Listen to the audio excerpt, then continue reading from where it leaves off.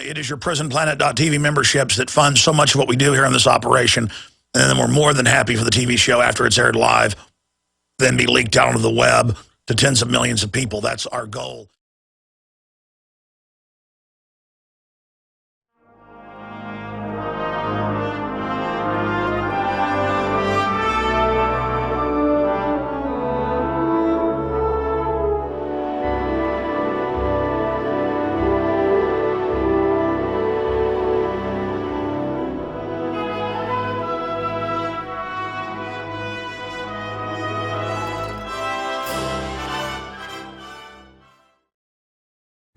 Get ready. Kickoff just took place. We are live. It is Wednesday, the 15th day of August, 2012. I am Alex Jones, your host, and we are going to be here for the next 3 hours. And guess who's coming on today? John Rocker. He's a writer for WorldNetDaily. You know him as a former top professional baseball player plagued by scandal. And when I was up covering Bilderberg a few months ago in Virginia, I'd already been following his writing. I thought sounded like a cogent, intelligent person compared to the way the media had construed and twisted and exaggerated what he'd said. And they said, really? Well, it's funny you notice his writing because he's a listener of yours and would love to come on the show. So John Rocker, I guess is probably tuning in right now, he's going to be joining us for his maiden visit with us. And we'll talk about what he really stands for, not what the media has said John Rocker stands for. I got a copy of his book around here. They gave me one. I read it. It was pretty darn good. So we're going to be talking about that as well. JohnRocker.net is his website. I, of course, am Alex Jones of Infowars.com. So retired American Major League Baseball relief pitcher. Played for the Atlanta Braves, Cleveland Indians, Texas Rangers, Tampa Bay Devil Rays, as well as Long Island Ducks. The Independent Atlantic League of Professional Baseball through left-handed and batted right-handed. He'll be joining us today to talk about, well, he said, what do you want to talk about? He said, I want to talk about the TSA. And boy, there's a lot of news on that front, so we'll be discussing it. That said, then we have a special guest, hadn't been on in a while, but back by popular demand, talk show host and compounding pharmacist, Ben Fuchs. And I do not intend to belabor a bunch of longevity products that I believe are the best that are available at InfoWarsTeam.com. He is going to join us, and we've done research for this interview. I have done research because I listen to his show some that comes on right before mine on GCNlive.com. And is syndicated, getting on a lot of stations. And I heard him the other day just going through all the vitamins and minerals and reading what scientists admit it causes if you have a deficiency. Pancreas going out, diabetes, cancer, skin problems, hair falling out. I mean, just all of it. We're going to go through a blitzkrieg in the third hour. I mean, I'm going to just sit here like I did with Tarpley last night for an hour and 30 minutes. He talked about 70% of the time and just let him roll with the info on the economy and more. Well, that video's up at prisonplanet.tv right now. But the point is, I'm going to try to just sit back and have him rapid fire roll through this because I want to know more and I know you want to know more. And I want to ask him questions like, LA Times, no yolk, eating the whole egg as dangerous as smoking. See, it sounds reasonable to ban smoking or put incredible taxes on it, but the globalists don't care about us. They push illegal, corrupt drugs on us, dangerous drugs, vaccines, but they get something like smoking, the UN said 30 years ago. They would globally standardize a demonization campaign, and I understand why. It's really bad for you, especially the additives, and then set the precedent. Just like the precedent with toilets or light bulbs, and then pretty soon there's home inspectors in your house, and pretty soon you can't have dust in the barn, so they shut down the family farm. You know, child labor laws sound good until they ban you having your 10-year-old carry out the garbage, which they've done in areas of Europe, and your kids divorce you because the state tells them to on television.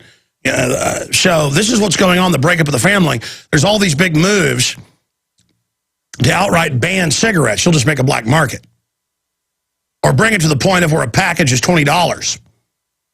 They want this controlled because they want to start, it's already started in New York, outright bans of large 16-ounce and above drinks and things, and salt and all the rest of it, $2,000 fines if you put salt in food. I'm not joking. This is the control freak model. It's not because the nanny state loves you. They want to control you. Next is going to be eggs. And all the cashless society, face scanning to buy and sell, will mark what you're eating. You'll be given a surcharge for it. That's the plan. It's coming, just like black boxes in your cars. Big news coming up. Well, strap yourselves in, my friends, for this Wednesday, the 15th day of August 2012 broadcast. Controversial figure, WorldNetDaily writer, retired professional baseball player, author, John Rocker is going to be joining us to talk about the TSA and more in the second hour today. And a guest that's back with popular demand. We're going to race through different vitamin and mineral deficiencies, just covering the waterfront, and why so many diseases are exploding off the charts, and why the medical system doesn't want you to know that it is being caused by mainly mineral and vitamin and trace element deficiencies. So that's in the third hour today with compounding pharmacist Ben Fuchs, and I do intend to also try to take some phone calls. The time will race through with both of those guests, obviously. That said, Paul Watson is working on a story that is going to break in the next 15 to 20 minutes at prisonplanet.com and Infowars.com.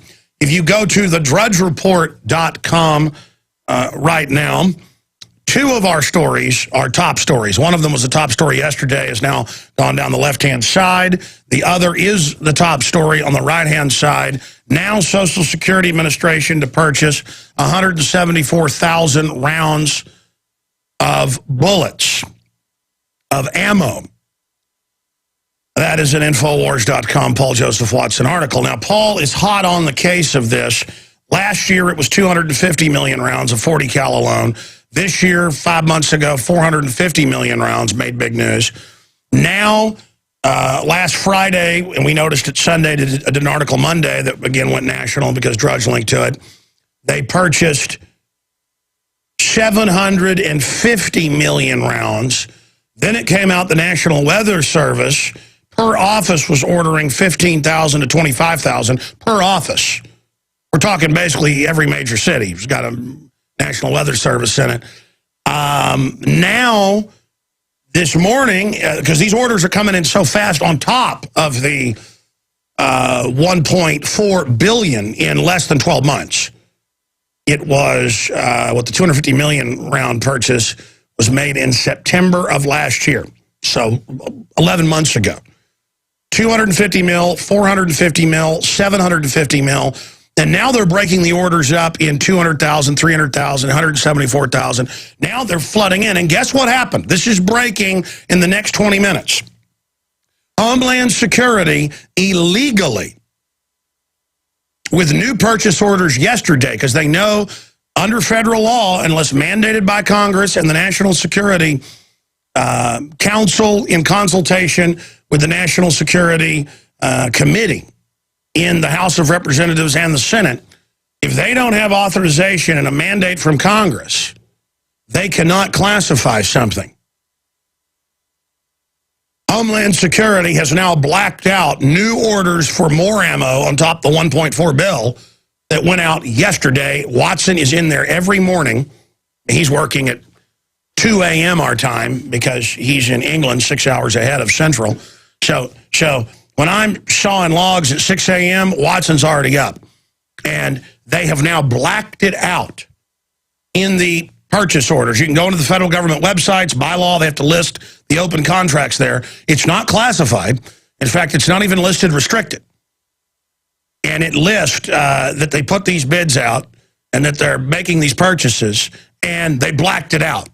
And ladies and gentlemen, he's got screenshots of it all. It's so ham-fisted that they didn't run it through a machine that blacked it out like the CIA. They used black markers.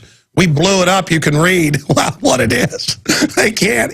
These lazy people are too out of control, criminal-wise, to even black it out. By the way, it's illegal.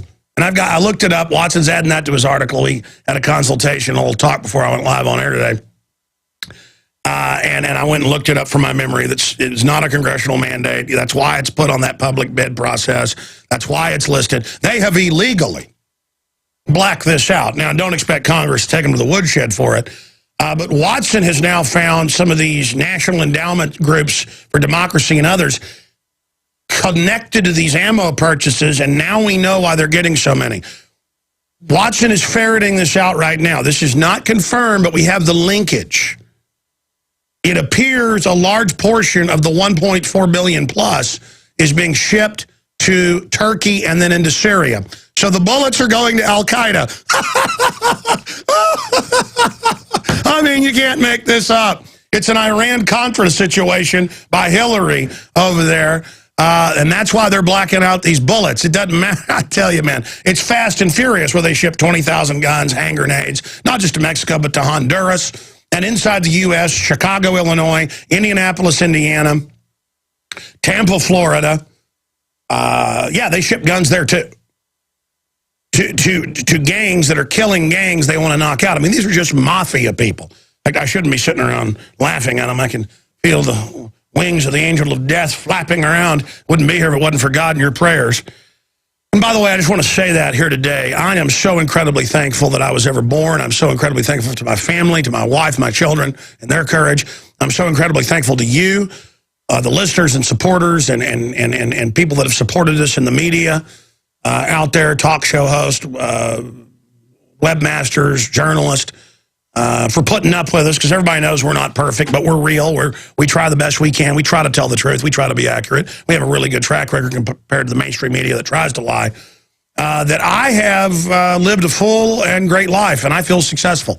I feel a life of worth and of value, and I don't have any fear, because I know I'm on the right path. I know I'm on the right course, and I hope I'm alive to be 100 years old. I love life. I just love my dogs, watching them eat and jump around and sit in my lap. I love my children, watching them learn. I just love my family. I love goodness, and I love truthfulness and straightforwardness and uprightness. Doesn't mean I'm up on some high horse myself. I recognize my slovenliness and worldliness and all the rest of it. Being honorable and being good and being strong and not being afraid is so fulfilling. It is so fulfilling to go through all the tribulations we face and know that more are coming. It's just fulfilling. The worst things that have happened to me in my life, when I'm doing the right thing, it is always a lesson. It is fulfilling.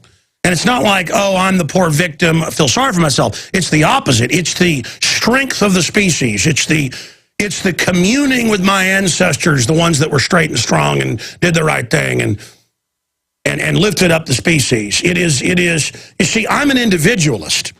The globalists are counterfeiters. They try to create a counterfeit of what's already there. We are individuals, but individually, in our basic code of honor and our basic understanding of what's wholesome and good, we are communal. We are collective. But it's not a forced collective. It is an individuals through shared beliefs and ideas and passion and souls that are similar. We commune with those in the past because there's a connection, mother to son, father to daughter, father to son, just down. I mean, in the last 6,000 years of recorded history, there's only been 60 real generations. You ever think about that? And so that's not that long ago, is it? And so that person, your great-grandparent, even if you never met them, they took care of your grandparents who had your parents who had you. There's a direct electrical connection. And this isn't even really a spiritual thing. It's a genetic thing. It's a consciousness, archetypal race memory. That's what instincts are.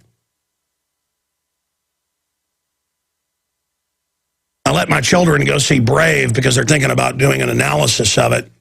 I'm thinking about putting my children on TV. They want to go on air. They want to, even though that's dangerous, they have a desire to do it. I think I'm going to let them take the risk. That's what life's all about. And I said, okay, go watch this movie and do a review with your mother, the two older ones.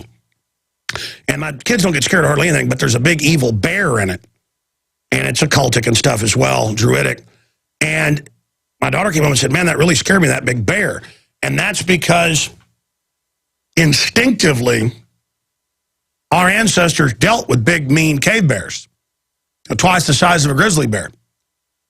And so instinctively, that's why when you come out of your house at night, when you come out of your house, it's like coming out of your cave. That's where big animals, big predators used to wait to eat us.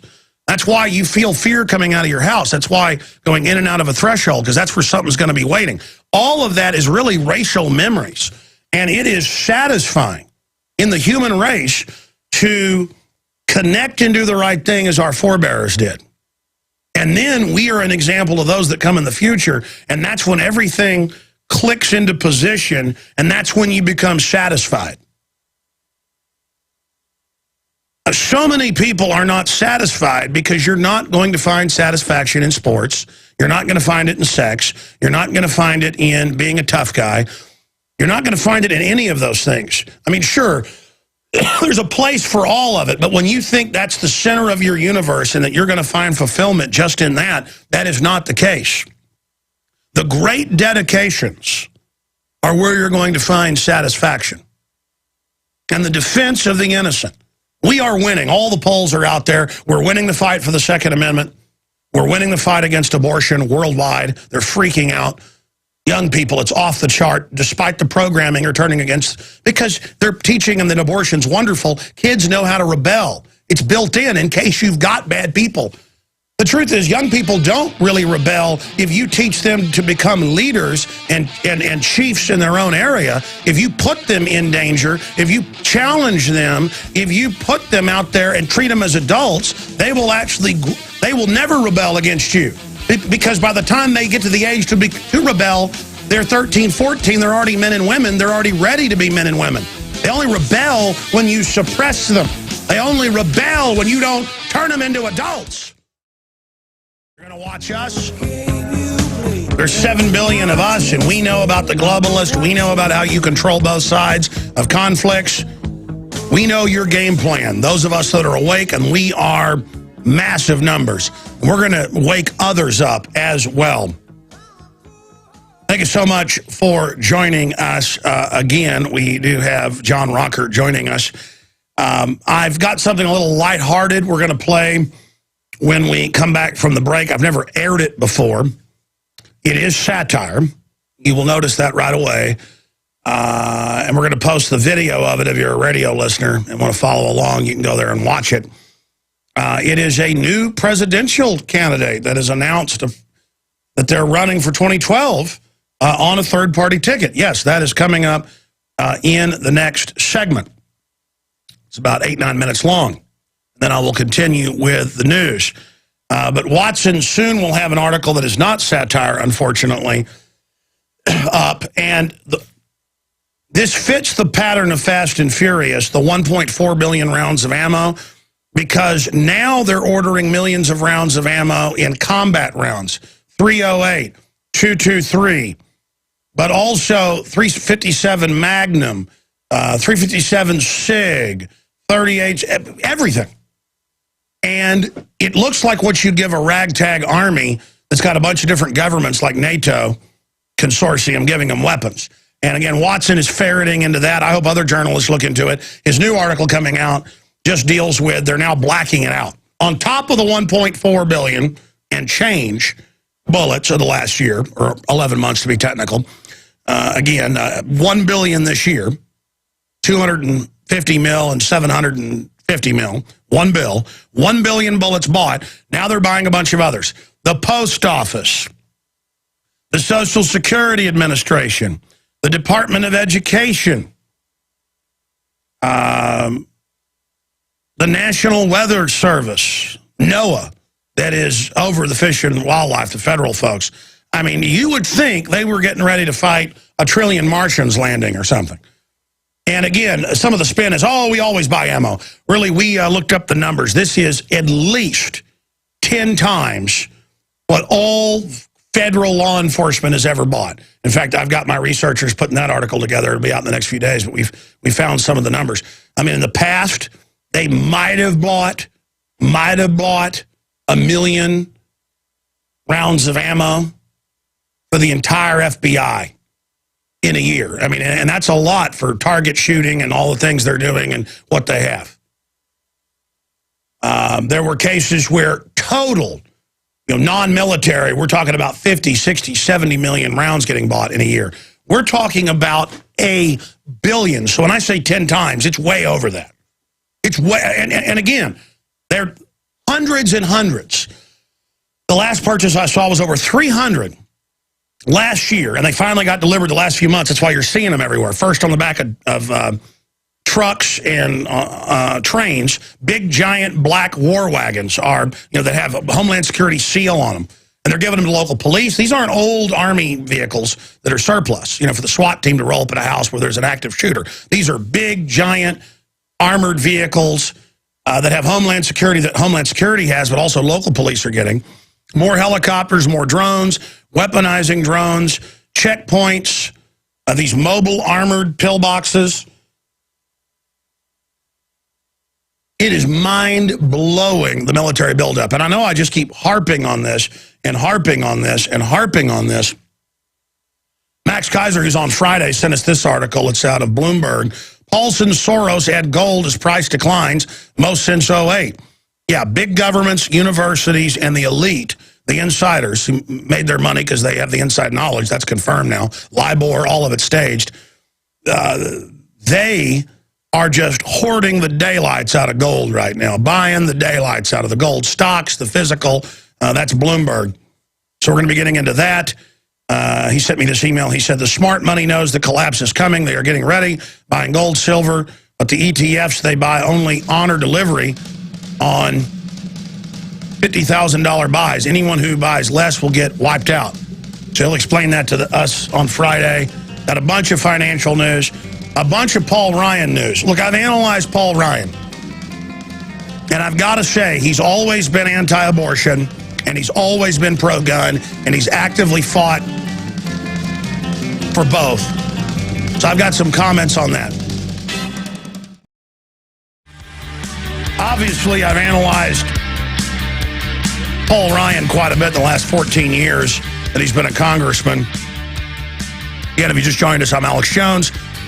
Whether you're listening to us on AM and FM stations across the country or XM 166 or global shortwave or the free internet streams at Infowars.com, thank you so much for joining us. We're also streaming video at prisonplanet.tv of the 3-hour radio show each day.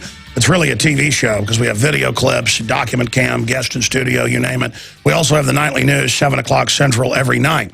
And I come back Sundays, 4 to 6 p.m. The Health Ranger's got a very special report for you with John B. Wells this Sunday, coming up on the Sunday broadcast. He, of course, is one of the hosts of coasttocoastam.com. Amazing, folks. He's going to be on talking about financial collapse and what he's gleaned from all the experts he's interviewed over the years. That's on the Sunday show. Those two men will be hosting the show. Well, Mike Adams will be hosting. Wells will be riding shotgun. Okay. There is so much to go over here. Eli Lilly admits to more than $200 million worth of doctor payoff. Speaking of Mike Adams, that's a naturalnews.com story. We're going to be going over that. Special Ops Group attacks Obama over bin Laden bragging leaks. Yeah, because it's all a big PR made-up story. It's why they blew the helicopter up on the ground. And the rest of SEAL Team 6 that knew about it got blown up. Remember that? Remember? I even predicted that would happen. Chelsea won't rule out political run. Oh, is there no end to these demons? But she's had her nose job and stuff. Nothing against that. It's just whatever. A bunch of plastic people. Looks like Joan Rivers. Looks like she's 40 years old. And the portrait of Dorian Gray or whatever you call it, Edgar Allan Poe. We're going to also get into bizarre statements by Biden about Romney, saying that, he wants to put chains back on you. And again, Romney is a globalist. There's no debating that. But how does Paul Ryan change things? Because I've really done soul searching about this whole situation, and I'm going to give you my take on where I stand on the 2012 election after we go to this piece of satire. Now, I did this back in January of this year, about 7 months ago. And we did it teleprompter free. This wasn't written. When we did this comedy piece, people comment, oh, it's pretty funny. Alex, you need better writers. There aren't writers here other than news article writers. By the way, we're waiting on Watson's article that should go up any minute. Not the Social Security Administration to purchase 174,000 rounds of hollow point bullets. That's the top story at drudgereport.com right now. And that is big news. And not the National Weather Service doing the same thing. No, now they're blacking out new purchases and they're of all different types. So this is either for a foreign army. This is either for Mexico to destabilize things, which you know they also shipped ammo down there. It's for something clandestine. This is even more than they need for an all-out civil war of the American people. Or maybe it is to bankrupt smaller shops and people who cannot get all this ammo now and who can't sell ammo. I mean, it's not that just the price is too high to buy. You can't get most of it. And now they're buying all the calibers. So Watson's found some connections to shipping this to Al-Qaeda. We're going to get into that as soon as his article goes up. It should go up any minute. Any minute. He's also going to post this video, this satire video, if you didn't see it, because I never played it on air. And it gets pretty funny towards the end. But why am I airing this now on the radio? I didn't air it before. I aired it on TV. Again, we shot it where I interviewed myself as Cobra Commander. It's a joke. And, you know, then we edited it right before the nightly news and put it on. So we did all of this in about an hour. I got in a Cobra Commander outfit, did my bit, did questions to myself on the screen, and then put it on air. So it's, and I want to do more of this. It's why we've hired 6 reporters that are now making their way down here, and more video editors and stuff with all the capital you've helped us accrue. Because I want to do serious stuff. I want to get back to making films. I want to get back to more, you know, reporting around the country, and I want to do satire. Because let me tell you, our satire pieces have, and our social commentary pieces and our pieces on media, we're going to do more of that. That's what's really reaching a wider audience. Because our government acts like Cobra Commander, a fictional bad guy. Torturing, setting people up, shipping arms around to destabilize things. So why not have Cobra Commander run? I mean, we don't know who Obama really is. We don't know who Cobra Commander is. He's got all these different names and rumors about who he is. So here is my little satire piece, and then we will come back with Watson's article that I'm told is going up any minute at prisonplanet.com and Infowars.com. This is big now that they're blacking out how much ammo they're getting after $1.4 billion. And again, they don't have authorization to do that. This is supposed to be public. You have to get authorization from Congress to classify something. They have to give a mandate. So this is a big deal. I mean, they'll just start classifying everything. They classified how much radiation comes out of the scanners. Turns out it's enough to kill you over time. Doctors are saying that. So here is my interview with, well, a humanitarian Cobra Commander. We're now joined by humanitarian and overall trendy Cobra Commander. He is an international terrorist, a dictator over third world countries. He's involved in bioweapons, weapon sales. And now in the modern America and modern world where torture, secret arrest, TSA, groping your children's genitals is what the good guys do, I thought we'd have him on. I know the media reaches out to Cobra Commander or Cobra Leader quite often, and he refuses to come on, but he has agreed to do this interview because he has a big announcement tonight to make to the people that live in this 1984 society. And again, if you're not with the Cobra Leader or Mr. Cobra, then you're not a modern trendy. So I want to thank him for joining us this evening. Mr. Cobra and associate, I guess minion, kind of like North Korea, thank you for joining us, Mr. Cobra Leader. You pathetic little worm. How dare you call me Mr. Cobra? I am Supreme Cobra Commander. You call your petty bureaucrats, officials, and authorities. You will kneel before Cobra or face my wrath. You pathetic little worm. How dare you call me Mr. Cobra? Your Supreme Excellency, Your Graciousness, Your Royal Highness, Cobra Commander, I should give you the same attention that other mass murderers get who run empires, like the Queen of England, Queen Elizabeth II. I apologize. The corporate media for a long time has wondered who you actually are, and since I got your title wrong, will you please tell us who you are, sir? Because tyranny is so trendy right now. Why not reveal yourself, your lordship? None of your pathetic business, worm. Submit to me. Even this gentleman here to my left is a servant of Cobra. For decades you've known him as the real Cobra Commander. Only now am I letting you pathetic people know that it is I, the true Cobra Commander, who have ruled from behind the scenes. Oh, man. And I always liked the Bill of Rights and Constitution and due process. It is so cool. You just are talking down to me. Now I know how other Americans feel. We like being slaves. Thank you, sir. Oh, I've got so many other questions. Thank you for giving us this big, gracious interview. Miss Napolitano, I'm sorry to reveal your identity. I mean, forget that. Cobra Commander, why are you agreeing to this interview? You said you had some special announcement for us. Please tell us what that is, sir.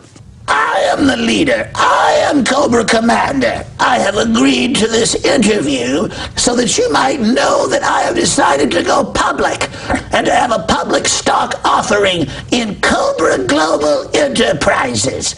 I intend to issue my own fiat currency, but before I do that, I intend to sue Homeland Security for copyright and trademark infringement. Black uniforms,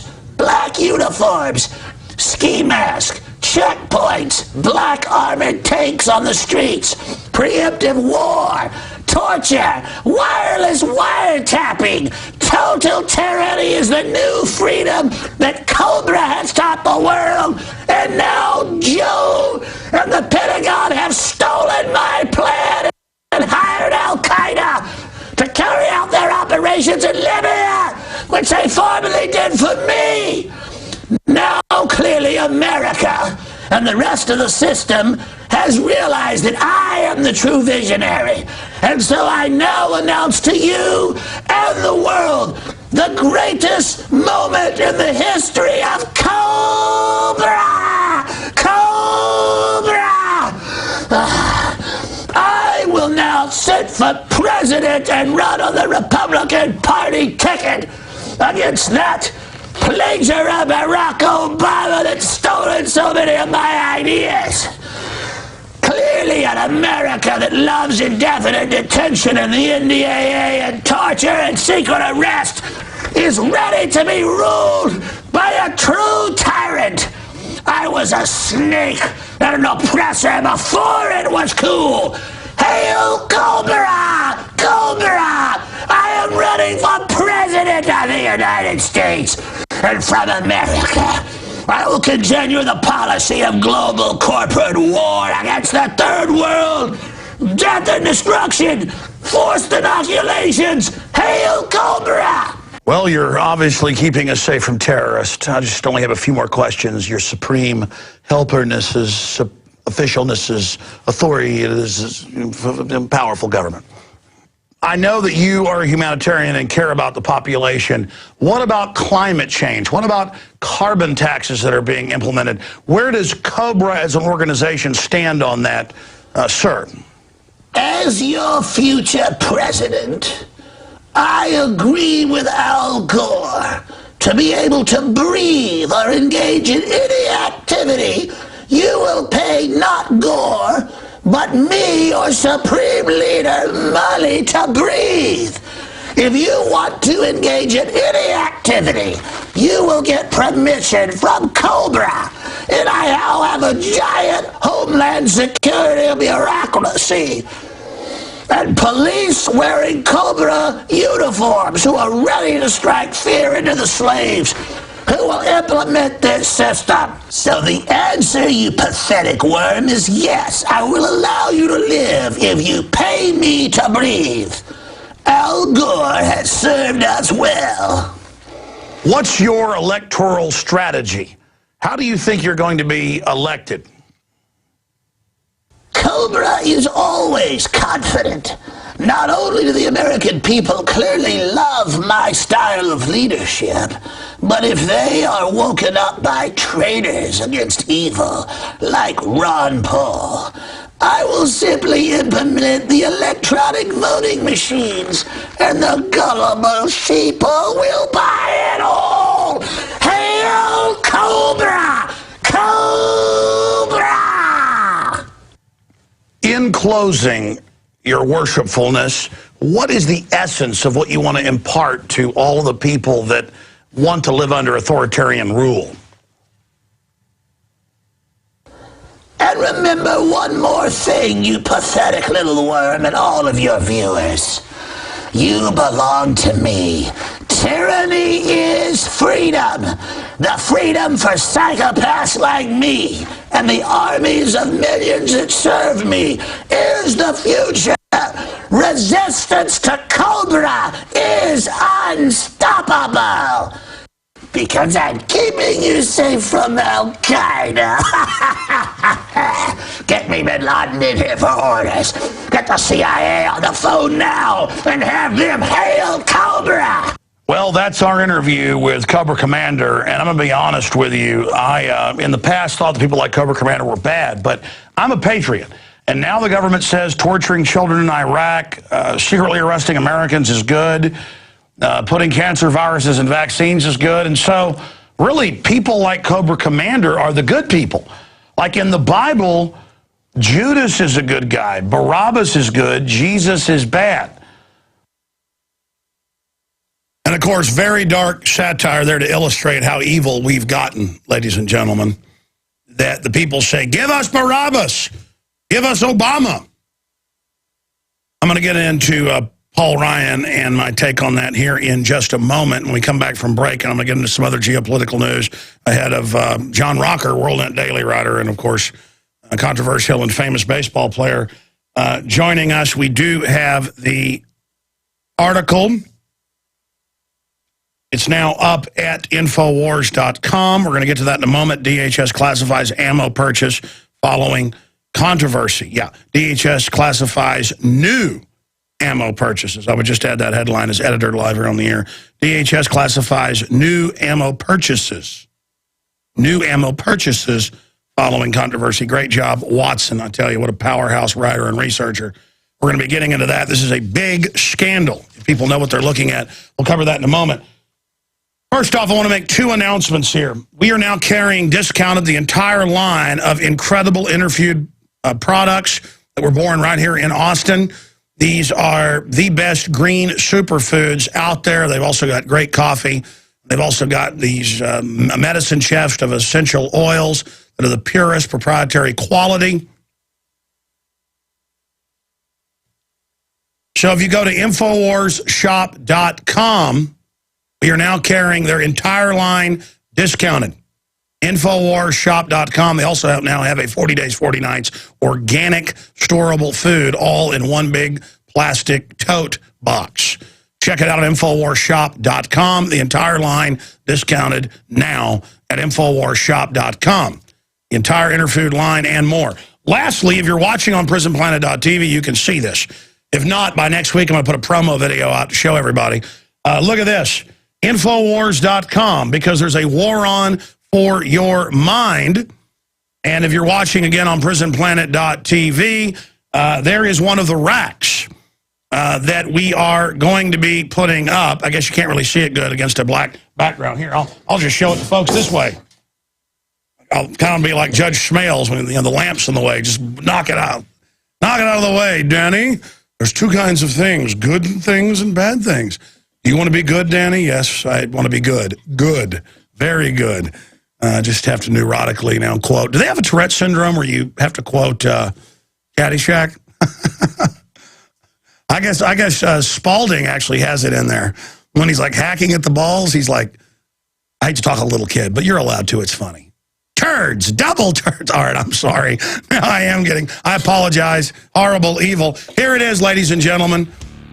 These racks, 800 locations in Austin. We're not playing games, okay? You think this was cheap? 800 locations in Austin, 50,000 on the streets, 20,000 mailed out to everybody that orders goods at InfoWarsShop.com, where you can bulk order them at price, at cost. So InfoWarsShop.com. It's coming soon, the InfoWars magazine. This is our answer to the internet kill switch, print 2.0. Fahrenheit this. Okay, Russell Dowden, who heads up the rollout of InfoWars newspaper. It's going to be all over the country if we have our way, but rolling out in Austin. It's 50,000 at 1,000 locations, excuse me. 1,000 locations in Austin, and then 20,000 mailed out to listeners. And then we're going to look for partners around the country to have part of their content and their ads in the newspaper/magazine. It's a publication. It's a really big newspaper. And we're going to roll it out. And we were able to pay for the first month that had a lot of added expenses up front the first time with advertising. And I guarantee you people are going to get a big response. So people are already contacting us about franchising. We haven't rolled out the website for that yet. We're just doing phase 1 right now. But again, they zig, we zag. They want to censor the web. We'll keep fighting there, but we'll also go to hard copy. And I'm not going to get into a whole breakdown of that. I will soon. Okay. This story is too big. I'll have to bring this up with Mr. Rocker when he's on, and then more in the third hour because we're running out of time right now. But DHS classifies ammo purchases following controversy, and I already covered this a lot before the article came out. The Department of Homeland Security has redacted information relating to the quantity of bullets it is buying following a controversy concerning the agency's purchase of over 1 billion rounds of ammo, which many fear is a sign of federal government's preparing for civil unrest in the United States. Despite the fact that documents are only supposed to be redacted if authorized by Congress or for national security reasons, a solicitation posted on the Fed Biz Ops website yesterday concerning ammunition purchased by the DHS on behalf of Immigration and Customs Enforcement, which they used under Rex 84, really for the American people, ICE, contains numerous blacked out sections. We know Border Patrol was involved helping arm the Mexicans under Obama's orders. Wonder if that's part of that. Is this fast and furious? Probably. The classified portions of the document include references to the amount of 223 and 223 64-grain ammunition being purchased. And it just goes on. So now they're doing that, and he goes through the rest of it. I'll talk about this more tomorrow, but I really want to do the right thing in soul searching. I cannot vote for Mitt Romney. I know he's been for abortion, gun bans, open borders, carbon taxes, globalism, tax-exempt garbage, all of it. He's fake. But Paul Ryan has got a lot of issues. No Child Left Behind, NDAA, Patriot Act, banker bailouts. And I don't get into lesser of two evils here. But I do have to say, he has voted and actually fought, not just paid lip service against abortion. That's a big rubber meets the road issue. And he's been pro-gun. And he's one of the only people out there defending the Second Amendment right now. When you've got the Republican leadership, Bill Kristol, well, you name it, Bill O'Reilly, Rupert Murdoch, the list goes, Michael Savage saying, yeah, we don't need semi-autos, ban them. So he at least is paying lip service to that. So I don't know what to do. I just, with Romney, there wasn't really a difference between him and Obama. And I know if Romney gets in, conservatives and libertarians will go to sleep. And I guarantee you Romney's just going to continue everything Obama did, because that's what the globalists want. It's like Bush supported, at the end, carbon taxes and shutting down power plants. It's not about the environment. It's about big companies shutting down their competition. But if I then don't at least admit that Paul Ryan's better than Obama, even though he'd be VP, then it's almost, I'm like not saying he's good on abortion and guns. So I'm rarely, I'm a good talk show host because I'm decisive. I believe what I believe, I think about it, and that's it. But on this, I'm just sharing with you my own personal, thoughts, because I don't want to just be pig-headed and sit here and attack Ryan when he's got some good attributes. What do you think? Let me know at Twitter, Real Alex Jones. The globalists buying 1,400,000,000 rounds plus of ammo the last 11 months, 1 billion plus of it this year alone, the last 7-8 months, is a sign of their abject panic and fear. It's a sign of the tyrants wanting to mass their weapons against us. But more and more, the way this ammo is being bought, all the different calibers, and the way it's connected to the State Department and other groups and other agencies, and the way it's being sent to all these places on the East Coast, I think they're fencing this stuff out to the Al-Qaeda rebels. And Watson says he's ferreted into some info that suggests that. But all I know is they did Fast and Furious. They're capable of doing anything. We know they're arming Al-Qaeda. Is this part of it? DHS classifies new ammo purchase following controversy. That's up at Infowars.com. Also, Arkansas police released suicide reenactment video of handcuffed man who shot himself in the head. Social Security Administration to purchase 174,000 rounds of hollow point bullets. The U.S. government coming war of the American people, Mike Adams. The Roman-style collapse of Western civilization. If I have time, I'm going to play that. Maybe when Mr. Rocker leaves is coming up after this next segment. Great little 5-minute report by Watson on that, dealing with our article yesterday, Rome Burned, Will We? Lou Rockwell, government is far worse than the mafia. Mississippi River is a going dry, right out of Hank Williams Jr.'s anthem. The preacher man says it's the end of time, and the Mississippi River, she's a going dry. And continuing, well, we didn't pay Al Gore enough money, that's why that's happening. It's always gotten dry from time to time, or very small. Israel to demand guarantee Obama will attack Iran.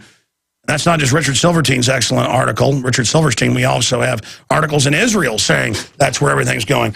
I mean, this is scary times, to say the least. That is all coming up. But let's look at this top story ahead of John Rocker joining us.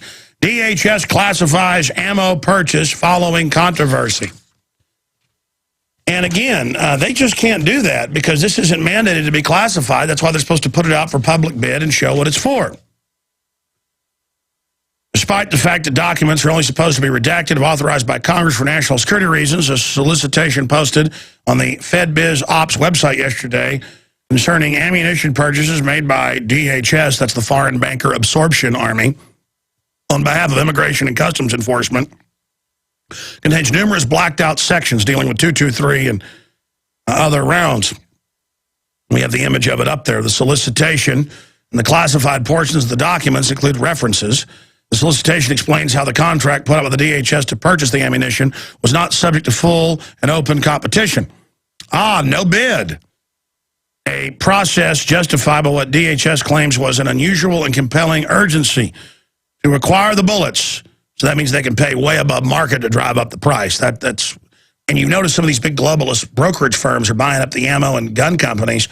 And now when DHS buys these, it drives up the price out of our reach. Oh, yeah, this is part of it, no doubt. Knowing that there was a shortage of bullets, which is threatening a situation which could cause substantial safety issues for the government. Oh, yeah, if you don't have more than 1.4 billion rounds. Should law enforcement officials not be adequately armed?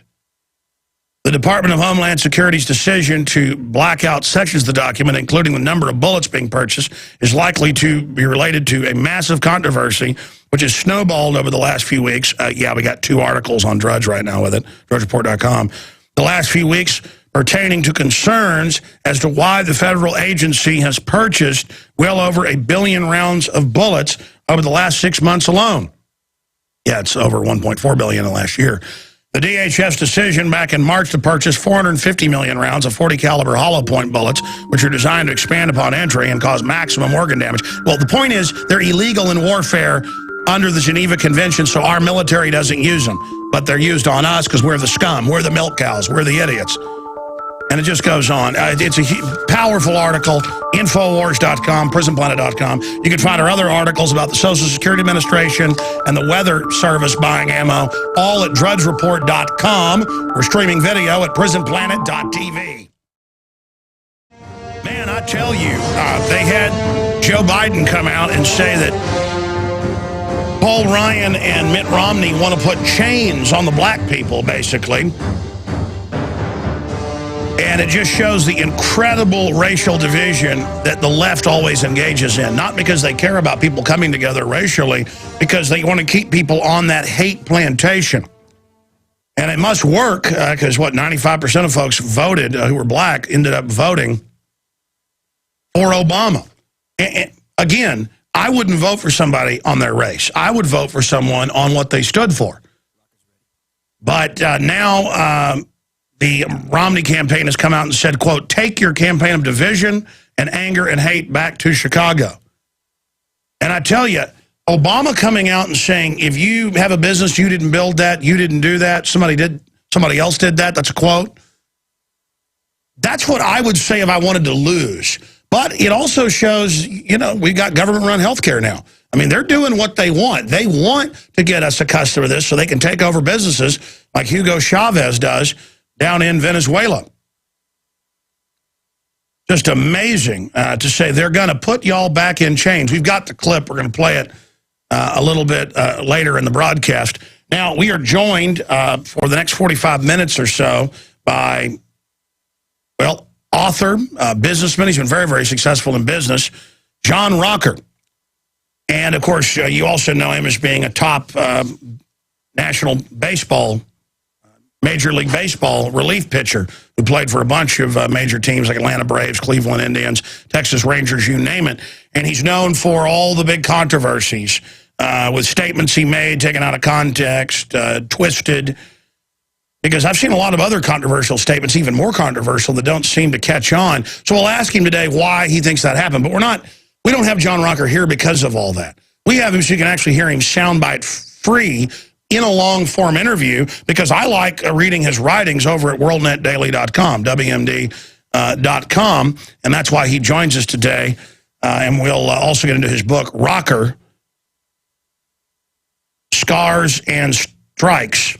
And he joins us right now. Good to have you on with us, John. Thank you for having me on, Alex. I certainly appreciate the opportunity. Well, we appreciate having you. Well, I mean, tell us who you really are, because I know that's kind of what you do with WorldNet Daily, where you really stand, and because I know how the media works. Once they take something and run with it, they once said that I said kill Michelle Malkin, even though I didn't. People with her yelled that, and then I still am blamed with saying that. And then once it's not in the national news, and the truth is there, or there's even a retraction in the newspaper, nobody reads it. You're absolutely right. And hey, Alex, I'm going to be a pain in the backside here for a second. I'm getting a lot of feedback on my end. Can we hang up and start over? Absolutely. You called into our system. Do you want us to call you? How about you guys just return the call? I'm just getting a lot. I'm hearing every word that I'm saying in my right ear here. It's going to be very distracting through a long call. Sure. Maybe we can turn our audio to him down, guys. John, how's that sound? Let me think. Yeah, okay. I'm not hearing the feed. No, I'm still hearing it, Alex. All right, well, we'll call you right back, or you call us back. Hey, this is a great way to build up an interview. Exactly. All right, call me back, man. All right, we'll call you right back. We'll see how that goes. Is that on our phone lines? They work fine. He does sound dynamite. Did he call into a digital line, a high-def phone line? That's probably what it is. Which is great. You know, we try to give you high-def phone lines here in talk radio, and most talk radio national shows don't even do that. We use high-def connections when the person has them, but sometimes there's problems, and we use Skype, audio Skype, when they don't want to do video because the quality is better. I don't know why. I go on a lot of great national shows, and they don't ever do that. I'm like, hey, we have digital phone lines. Hey, we have audio Skype. Hey, we have, nope, regular phone line. And maybe they're right to not do that, because sometimes you do have the problems, especially when somebody calls in once the show is already in motion. So I hope to get him on the show, because I was up at WorldNet Daily headquarters, and they were telling me he was a listener. So I look forward to getting his take on the DHS and TSA was what he wanted to talk about here on the broadcast today. Spike Lee says Obama will do whatever he wants in second term. New Black Panthers to RNC. Our feet will be on your mother effing necks. Talk about being FBI funded. In Harvard essay, young Michelle Obama argued for race-based faculty hiring. Top Homeland Security official to leave after lewd conduct charges. One of Big Sis's special friends. So, special friends in that she reportedly was promoted without having any of the job requirements she needed. All you got to be is an anti-American jackboot, though, I thought, and have the TSA abuse everybody.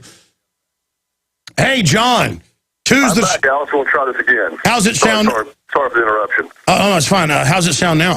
It sounds much better. I don't know. These landlines, you never know quite what's going on with them. That's okay. Hey, listen, good to have you here. Wow, where should we start? Tell us about what you've done out of baseball. I know you're very successful in business. I guess very successful is always, I guess, in the eye of the beholder. Always have kind of a relative statement. I got into real estate, really back probably in the late 90s when I first started playing. I did a lot of successful deals. So just kind of, I guess sort of a silent investor, shopping centers, multifamily deals, a few single-family attached deals. Was fortunate enough, I guess, to kind of surround myself with some very influential people, some very knowledgeable people, some very experienced people. Obviously, 20, 30, sometimes 40 years my senior, that really gave me kind of a hard, fast, real-world education on real estate. I did my first real estate deal by myself, my first solo deal, actually while I was still playing, a little 70-lot deal up north of Atlanta. I did that, completed that back in 2004, begun it in 2002 when I was still with the Texas Rangers up off the dirt, and we started designing and developing and things like that. Deal could have gone a little better. Didn't quite fall flat on its face, but it was really kind of hitting its stride when the market was kind of downsliding. Had to cut prices a decent bit. Dalton, Georgia, which is a little bit north of Atlanta, where Mohawk is, and Shaw has got about 20% unemployment now. So you can imagine how that affects real estate. But probably into that, I started doing some bigger deals, single-family attached deals, multifamily deals. In that 2, 3, 4 year period of time from, say, 06 to 010, it was an absolute fist fight. You were basically just playing for the tie, working 12 hours a day kind of stuff. But, you were already pregnant. There was no choice but to have the kids. So, fought for those deals, got them done, got them built. The multifamily has done real well. The for sale product's not done so well. It's like I said, kind of basically playing for the tie. You're not really making a whole lot of money. If you just get out there with a shirt on your back, you're happy. Well, I had just read that you've been pretty successful in real estate. Why? And done well. I mean, I can't say that it's been all roses, but it certainly hasn't been all bad either. It's been in this market, if you're making any money, I would say you are very successful. You're right. Sure. Tell us about the book. I've read it. It's very interesting. And then the columns you're writing for WorldNetDaily.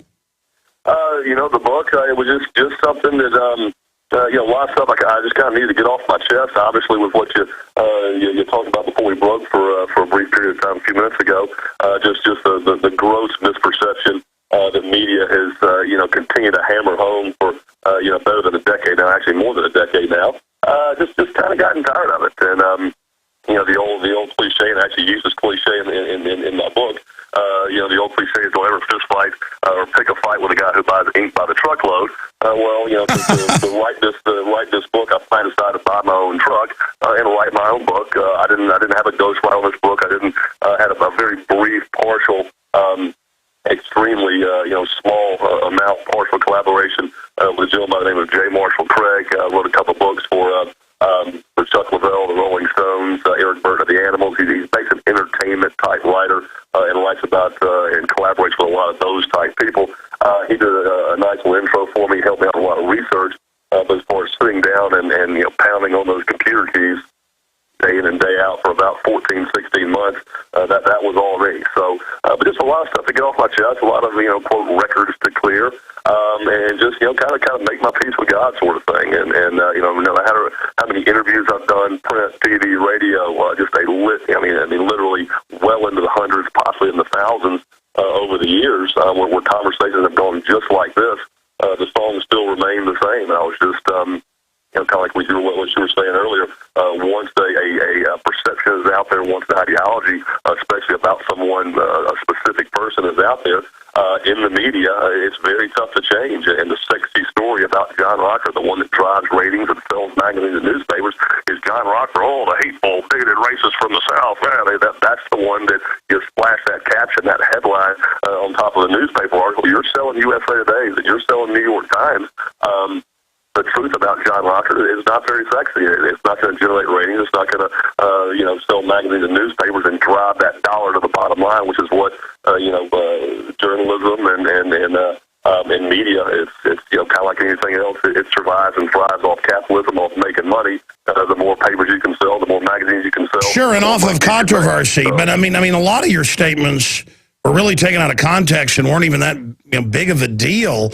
Why do you think they chose you to keep hyping things up? I don't know.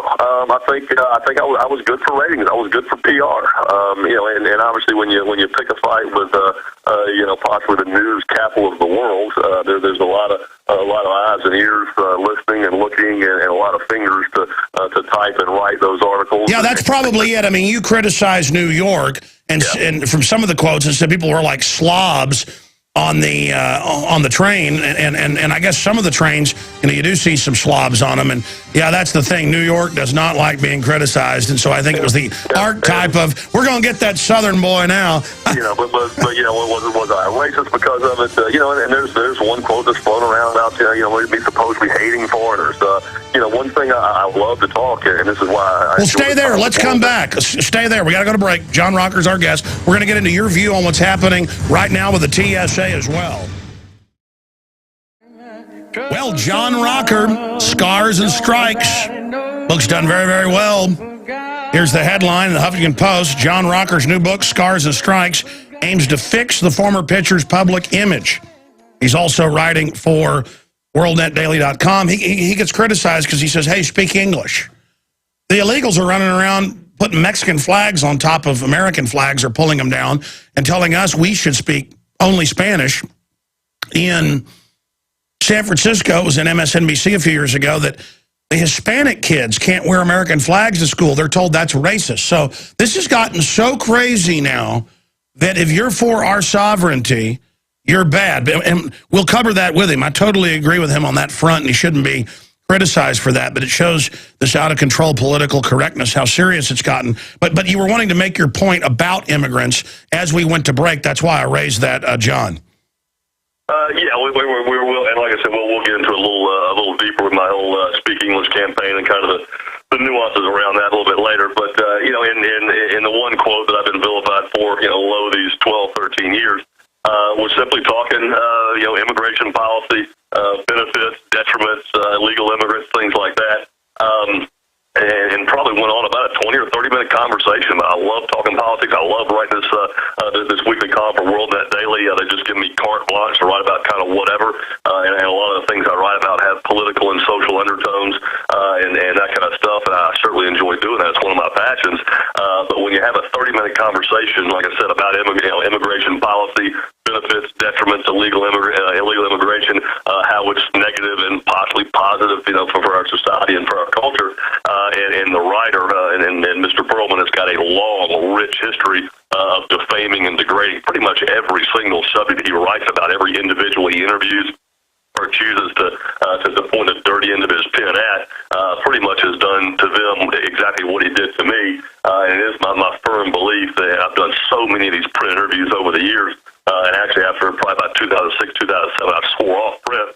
Because so many times it's my belief when you sit down with a print journalist, you're basically inconsequential.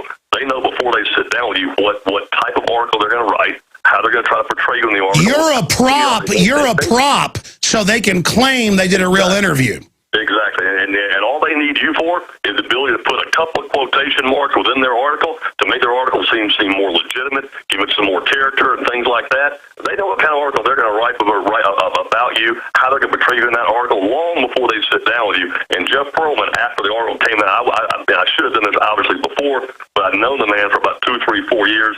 Spent many afternoons, evenings, in clubhouses. He was the head baseball writer for Sports Illustrated. Spent many afternoons with him, and he was about a year or two older than me. I thought we were kind of buddies. I don't need to check this guy out. But looking back, books he had written, articles he had written, and even going forward, pretty much anyone he writes about, he disparages up one side down another. Walter Payton recently in his book called Sweetness about Walter Payton, just rips Walter Payton a new one.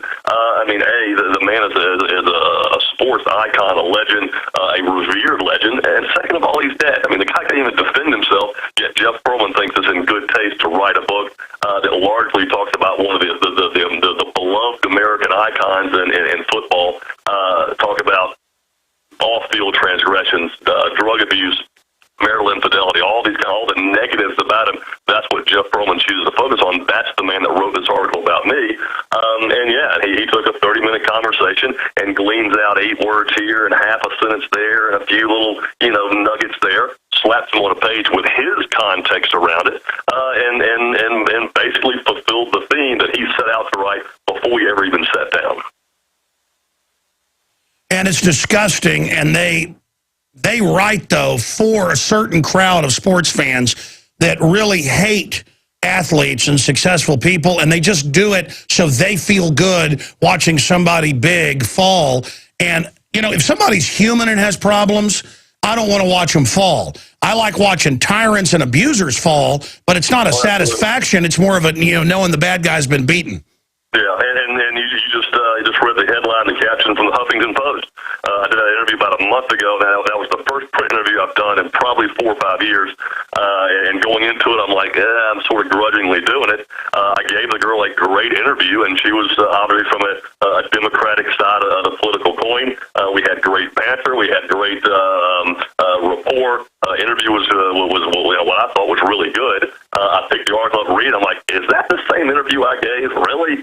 And no matter what I said, no matter how good and or bad an interview I gave to that girl. No, see, they're cheaters. When I've written articles and interviews, because I'm so used to doing them live on air over the years, if somebody makes a good point, I leave it in there because I want to have an interesting interview. But you're absolutely right. A lot of these journalists are archetypal cowards. They love the median of a taped interview because they can edit it however they want. They can always win, and in their mind, they win when they make somebody more wealthy, more successful, with more physical prowess and mental prowess than them look bad. What a joke. We'll be right back with a long segment. Stay with us. John Rocker is our guest. Coming up in the next segment, we're going to get into a bunch of news that's been breaking from the campaign trail and what's happening with the economy. We got 18 minutes right now with John Rocker. All right, covering the waterfront here. You want to get into the TSA. You travel quite a bit. What's your take on this group that seems to be looking for Al-Qaeda in our underwear? Complain about this so much, I'm sort of out of breath on this one. I think everybody can both sides of the political fence, both all angles of our society, I think can agree. The TSA, they're a joke. They're basically useless. Looking under grandma's wig and under in grandpa's pockets. Obviously, doesn't solve a whole lot. I don't feel a whole lot safer when I walk through the TSA lines. I see some of the people who are supposed to be protecting our countries and protecting our country, protecting our airways. Certainly not feel any safer. Looking at some of the folks that have been commissioned with that. I think we can all collectively agree on that. What will ever be done to improve upon the whole system and the whole concept there. Who knows? I know privatizing it would probably be a start. Certainly what they're doing, I don't think really offers a whole lot. I believe, if I'm speaking incorrectly, please correct me. All the plots from the underwear bombers to the shoe bombers to whomever else out there have been uncovered by CIA and FBI, in investigations and things like that. Or they've been caught in a TSA line. It's just a drastic hassle that basically weighs down everybody. Well, now the TSA is expanding out to the roads, the highways, the bridges, while they basically leave the borders wide open. I mean, it's amazing. What's your take on? Well, give us your view on that. Well, actually, I'm just hearing about that for the first time, but it is absolutely laughable to provide that much manpower to roads and bridges and things like that. When you just hit the nail on the head, the borders are wide open. Basically just a chain link fence that anybody can just pull right on through. That is absolutely laughable to spend that much energy, money, manpower to secure bridges, and obviously maybe that needs to be done. The Washington Bridge, the Lincoln Tunnel, things like that. Obviously, extremely traveled thoroughfares. You're talking about coming in and out of New York City. Definitely safety. Some kind of safety. Yeah, but you don't have feds who aren't even police doing it. And obviously cameras cameras and things can do that. The point is it's a giant power grab. What's your view on Fast and Furious? I mean, they've been caught shipping the guns into Mexico. They've been caught using it to blame the Second Amendment. Yeah, and it gets right down to one thing. If you're not doing anything, that you don't want the American people to know about, turn over the documents. I mean, how hard is it? I mean, executive privilege. We've been dancing around this issue for better than 6 months now. Stories seem to change on a weekly basis. If you're not doing anything that you need to hide, turn over the X number of 100 documents that the Congressional Committee wants to see. Let's be done with it. trying to play the race card, and now we try, the exertion of executive privilege, and I mean we're dancing around things that should be non-issues. If there's nothing to hide, let's see the documents. Let the American public know it. Let the congressional committee have their day in a hearing and say, okay, we've investigated. No harm, no foul. Wash our hands clean. Let's move on. This is a situation. If there wasn't anything that overtly wrong was going on, it could have been solved months ago. There obviously is something monumental that Eric Holder's trying to hide. Have you heard the quote from the vice president saying that if they vote for Paul Ryan and Mitt Romney, that they're going to have chains back on them?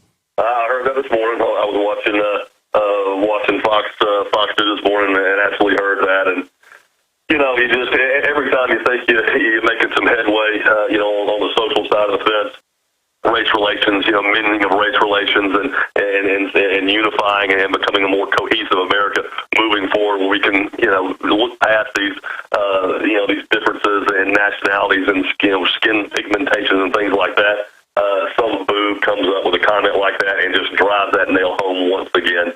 Well, sure, but my point is they go after you for statements that were a lot milder than that racially, and then you've got Obama, the Chicago organizer, Reverend Wright, with all this pure race stuff, and then Biden obviously using racial politics. Why is it okay for the so-called liberals to do this all day? Well, when you have 80% of the media being of liberal mindset, and what you were just talking about, going in that way of I guess, racial rhetoric, you have 80% of the media who, let's face it, that's where we get, the large majority, 90% of our news and information comes from a media who is 80% liberal. If the person that's fitting that racial rhetoric, if they're basically preaching to the choir with 80% of the media who gets those thoughts and ideals and things like that, if they disagree, they're the ones who are going to be hammering you. If you're preaching to the choir, the people that are going to be getting the message out and getting the word out, they're not going to get it out in that fashion, unless you're someone like me that sort of goes against the mainstream, what the mainstream media, their thoughts, ideals, they're going to turn on you pretty quick. If you're speaking in the same vein that they speak and they think in, they're just going to go right along with you and give you carte blanche. What is your take on Mitt Romney, shifting into another area? I mean, he has a very, globalist, big government type voting record as governor, and the policy supported restricting guns, open borders, helped write what became Obamacare, supported No Child Left Behind, supported carbon taxes, Al Gore type stuff. I mean, what do you do when you've got Obama, who's so bad, and then you've got Mitt Romney? I mean, is it a lesser of two evils? I mean, I have to say, Paul Ryan has been anti-abortion. He has been pro-Second Amendment. So that overall is a good thing. But then I get upset about the Republicans supporting Patriot Act and things that are really being used on the American people. I'm right there with you. And this is just one more situation, one more election cycle that goes by. You're not necessarily voting for the candidate you like. You're voting against the candidate you don't like. I mean, is Mitt Romney, if we could build a candidate, will we build Mitt Romney? Absolutely not. But I can tell you, if we could be presented with two candidates, both of which we didn't build, with the people that think with our mindset and our mind frames, our ideologies, would pick Mitt Romney all day long over Barack Obama. He definitely is the lesser of two evils. My only issue is if Obama was in again, I think this country would wake up so much it'd be over for that whole globalist, communist, fascist. It definitely would. I mean, I think right now it's going to take some heavy lifting. I still think we can kind of change the tide, change the course we're on. It's going to take a big fat parking brake to get us there, turn around, reverse, go in the other direction. I think if we had 3 or 4 more years of that, I think the ship would be too far underwater to ride it at that point. Yeah. Well, I mean, that's the debate. Let things get really bad, and then America totally swings the other way towards freedom. Or would it be so bad Obama could stage something? I mean, if they'd stage Fast and Furious, as Larry Pratt said a few weeks ago from Gun Owners of America, they would stage anything. I've got some other political questions for you, but let's go to another area. You're about to start a national speaking tour. And in fact, if people want to read what you're actually writing and saying instead of what the media is spinning, it's johnrocker.net. Is that a good website to visit? Well, it It is. I don't update that site a whole lot. It does have my speaking English mission statement on there. Of course, my books are available there amongst the Amazons and Barnes and Nobles and places like that. I think the best place is probably WorldNetDaily. My column comes out every Tuesday. I kind of have, like I said earlier, carte blanche to kind of write out whatever I want to write about. This past Tuesday, I wrote about the fracturing of America, basically speaking about I guess the lack of emphasis is put on the family structure, how that affects our communities, how that affects America at large. So every week it's something different. I think this week I'm going to write about just kind of a tribute to our Olympians. The Olympics ended a couple of days ago, and just how proud we should be of our Olympians, and just the kind of life they lead, and sort of the torch they carry. To use sort of a cliched phrase there, sort of the torch they carry, as a beacon for America. And just what a great job they do with that. I think I'm going to write about that this week. Looking at the world in general, geopolitically, nobody was a fan of Gaddafi or even Assad, but they had been working, with the West and not stirring stuff up, and it actually kind of come in out of the cold. And then now Obama and NATO and others, I'm sure you saw the controversy a few months ago where the Joint Chiefs told Congress that the UN and NATO is now over our military, and Congress seemed to sit there and take it. Have you seen the reports where they admit Al-Qaeda is the main force that NATO is aiding in Libya, taking it over, and now in Syria? I have seen that to some degree. I've been following it real closely, but yeah, to some degree I have been reading those reports, yes. Well, I mean, what's your take on that? That sounds pretty crazy to me. But there again, I mean, over in that region, it's trying to, I guess you're trying to align yourself with the least crazy faction. Who's worse over there, Al Qaeda, or is it Hamas, or is it the Muslim Brotherhood? I mean, who do you pick? You got to align yourself with someone that that maybe you can work with and is a little more malleable, and you can try to establish some kind of a relationship with. Yeah, that was Gaddafi and Assad. I mean, they admit Al-Qaeda is the craziest bunch. So why is Obama aligning with Al-Qaeda? Who knows? Why does he do half the things he does? I have no idea what makes that man tick, what flows through his head. You never know. Yeah, it's super, super creepy. Here's another thing, too. I know we sit on, I get on my little website every Tuesday, and obviously you have a very successful radio show, and we talk and we rant, and we voice our opinions, and we question everybody. I sort of liken that to a political campaign. When Obama was running 4 years ago, when Romney's running now, they say they're going to do this, and particularly amongst foreign policy, it's very difficult, I think, to really know exactly what goes on under the veil of foreign policy. And so when you have a political candidate, and he's 6 months away, 8 months away from being in office, I'm going to do this on foreign policy and this, and here's going to be my stance. I would love to be a fly on the wall at the first, behind the scenes foreign policy meeting, day 2 in office. You're sitting down.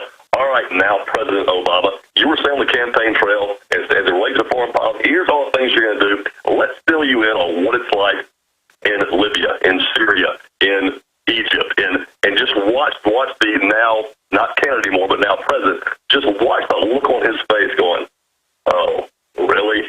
I would love to really be in the CIA meetings, in the covert meeting room, and really know exactly when we were sitting there saying, why are they lying with Al-Qaeda? I would love to know this. I mean, Barack Obama's not an idiot. I mean, he's really not. Obviously, policy-wise, on several, main frames of policy, we certainly don't agree with each other, so don't see eye to eye, but he's certainly not a dumb man. Why would he do something like that? There definitely has to be more than the human eye, me, and you. No, I know. Well, sure, I know why. I mean, I wanted your take. But I've had a bunch of top geopolitical analysts and people that formerly headed up the State Department Black Ops, like Steve Pachinik, Dr. Pachinik, a few days ago. The reason is they want to get a Sunni-Shiite civil war going so the Arabs all kill each other. And that sounds like a very immoral thing to me. It's one thing people say, oh, it's a glass parking lot and all this. Letting Al-Qaeda take over these countries and overthrow Western dictators that had actually been a stabilizing force. I'm not defending Mubarak. Putting in the Muslim Brotherhood has made it worse. For women, you name it. I mean, if we claim we're against all that extremism, then actually putting it in to wreck things is very, very cold-blooded. People say, oh, Obama must be a Muslim. He's putting Al-Qaeda in. No, he's putting them in there to destroy those countries. And it's super... Let me answer this, though. I mean, based on their, 3,000-year history, you really have to make an effort to get those people to fight with each other. I mean, you really don't. Exactly. So if you ship them a bunch of arms and weapons and inject them in there, they're going to blow the place up. No, I mean... They're quite honestly, they're going to do that anyway. It doesn't matter who's in charge. Yeah, but I mean, I think, John, that's where this comes from, is they're just written off all those poor people over there, and every time they try to have a secular government or a government that builds up their nation, the West goes and puts radicals in. That's what the British have been doing for 100 years. I mean, it's a program of divide and conquer, and you know, it's a very dangerous policy, and I mean, I don't think you agree with that policy, do you? Oh, absolutely not. But it's I just and there again, you know, I'm not even gonna claim to be a student on you know, the philosophies and ideologies of Islam, sure, in that region over there. But you've seen, you know, for centuries, for decades and certainly centuries, you know, what a mess has been over there. No, I hear you. I hear you. It is a mess, but I mean, look at Europe and its constant wars with each other. I mean, this is, I think this is more of a human mess, but I do see what you're saying. I just want to somehow figure out peace. In closing, I want to talk a little bit about the tour coming up, the specifics, how people find out about that, trying to empower communities. Very laudable goal there. John Rocker, famous, obvious baseball player, is our guest here. What do you see happening if Obama gets back in? Because if he's already engaged in all this criminal stuff so far, what do you think he'll do if he gets back in, John Rocker? Obviously, just the massive runaway debt will continue. The class warfare will continue. Socialism will begin. The blanket of socialism, I think, it's already begun, will continue to spread over our country. And I think by the time he's out of office in 4 years, I think you'll have 70 to 80 plus% of people in some way, shape, or form living off the federal government. Hardworking people like myself and yourself paying for it, passing obviously that burden and that financial workload down to our kids and our kids' kids. And slowly but surely you'll see the American dream start to disseminate. And why do you think the collectivists want to discriminate wealth and happiness? Everywhere they take over, they create living hells. You know, I think honestly, I think it comes from just a sheer simple fact of a bleeding heart. They feel sorry for everyone. They want to reach out to those who supposedly can't do for themselves. I think they have a real defeatist attitude as far as the actual ingenuity, capability, and ability of the human man and woman. And they just think everybody needs to be taken care of. Obviously look down on those that have excelled and succeeded, that somehow, as Barack Obama said a couple of weeks ago, you didn't do that yourself. I tell you this right now, nobody got me to the big leagues except me. All the companies I've started, the developments I've done, nobody has done those except me. Sure, I have people that are working for me and things like that. I couldn't have done it without some of my employees and that kind of stuff. But at the end of the day, 90% of what got done, I was the one. Sure, the attack on the individual is what every collectivist do. It's directly out of Lenin, Stalin, Mao, and it does show the crazy disconnect. I mean, a total disconnect with reality.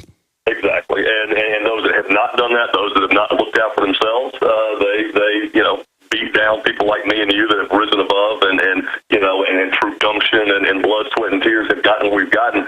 Somehow we've cheated. Somehow we've stepped on the little man, and we should start leaning down and picking up the little man, picking them up, because Lord knows they can't do it themselves. Well, absolutely they can do it themselves, but that philosophy does not resonate within the mind of some. Sure, they don't want the little guys to know they can reach up, so they've got to pull anybody who's successful down, and they're getting ready to try to take everything that producers have made, so they're telling the disenfranchised who they want to keep down that we're the bad guys. John Rocker, thank you so much for spending time with us. The book, Scars and Strikes, available everywhere. Thank you so much for the time. Thank you, Alex. I appreciate it. All right, we'll come back with more news. Stay with us. We are going to do a full hour breaking down every vitamin and mineral and what is admitted mainline medical science, what those deficiencies cause, what illnesses, what diseases. This is going to be incredibly informative because I've actually pre-planned this interview as a special presentation. So we'll do the full hour with pharmacist Ben Fuchs. I always call him Doc Fuchs because he knows so much. Compounding pharmacist of 20 years. He's going to be joining us. Remember a year and a half ago, Fukushima, and they told you there's no radiation, and it did later come out in mainstream news. They'd covered up the real level of radiation, including what's hitting the U.S., and their answer is more reactors. And again, I understand nuclear power could be a good source, but the companies won't run them safely. They won't store the waste safely. They won't go to new designs. They've got a bunch of 35, 40-year-old reactors that are rotting because the radiation eats through everything. They're rotting, the heat, the steam, the radiation, and they're going off. I mean, I saw a statistic, 91%. You can look this up.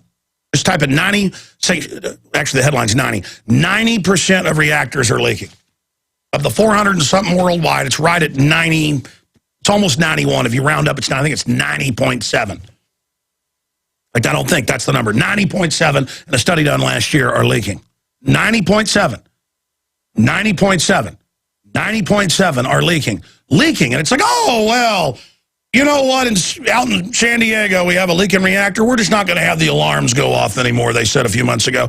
When it leaks, the alarms scare everybody. There is a leak, a leak. Oh, we're just going to turn that off now. It's this attitude by the establishment, by everybody, just, oh, you know what? We had dozens of GMOs, and they're linked to all the sterilization, the rest of it. We're just going to come out with hundreds of crops now. Hundreds of crops, and it's, never mind. Never mind the bugs that eat it die. It's good for you. Never mind all the studies. Oh, you know what? Harvard does admit in their big study, fluoride is brain damaging you. So what? Hey, Fukushima caused mutant butterflies, French news agency. Well, there's nothing wrong with that. I mean, look what it did for Spider-Man. Get my buddy Shane Steiner he was telling me the name of the movie. I forget the name of it. He was telling the story of, like, yeah, the guy goes and rolls in toxic waste. He thinks it'll make him Superman, and really he just gives leukemia in some comedy he was watching. But it's not funny when it's the real world. Genetic mutations have been found in 3 generations of butterflies from near Japan's crippled Fukushima nuclear plant, scientists said Tuesday, raising fears radiation could affect other species. But George Monbiot, who wants to reduce world population, is a Bilderberg minion. He says it's good. I mean, Ann Coulter said they ought to thank the Japanese government and TEPCO, even though a bunch of people have dropped dead. You have cardiac arrest, and their teeth are bleeding. There's radiation deaths all over Japan. You should thank them, because Ann Coulter said so.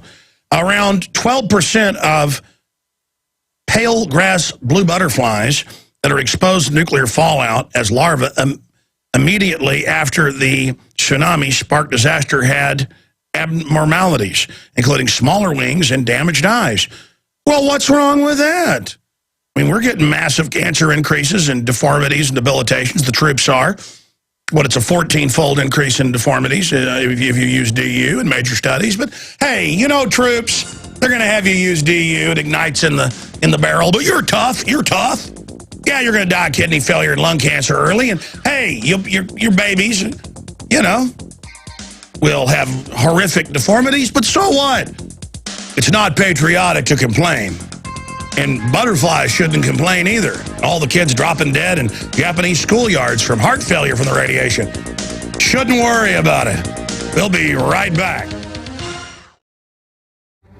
Well, ladies and gentlemen, we've got a very special presentation lined up for you in the next 60 minutes. And I'm presenting this not because I think it, but because I know it, and I've seen the dramatic results. And this is a major revolution against the globalist. Getting the fluoride out of the water is, well, I'm going to talk more about it later in the hour. Getting the GMO out of our lives that they're trying to assault us with.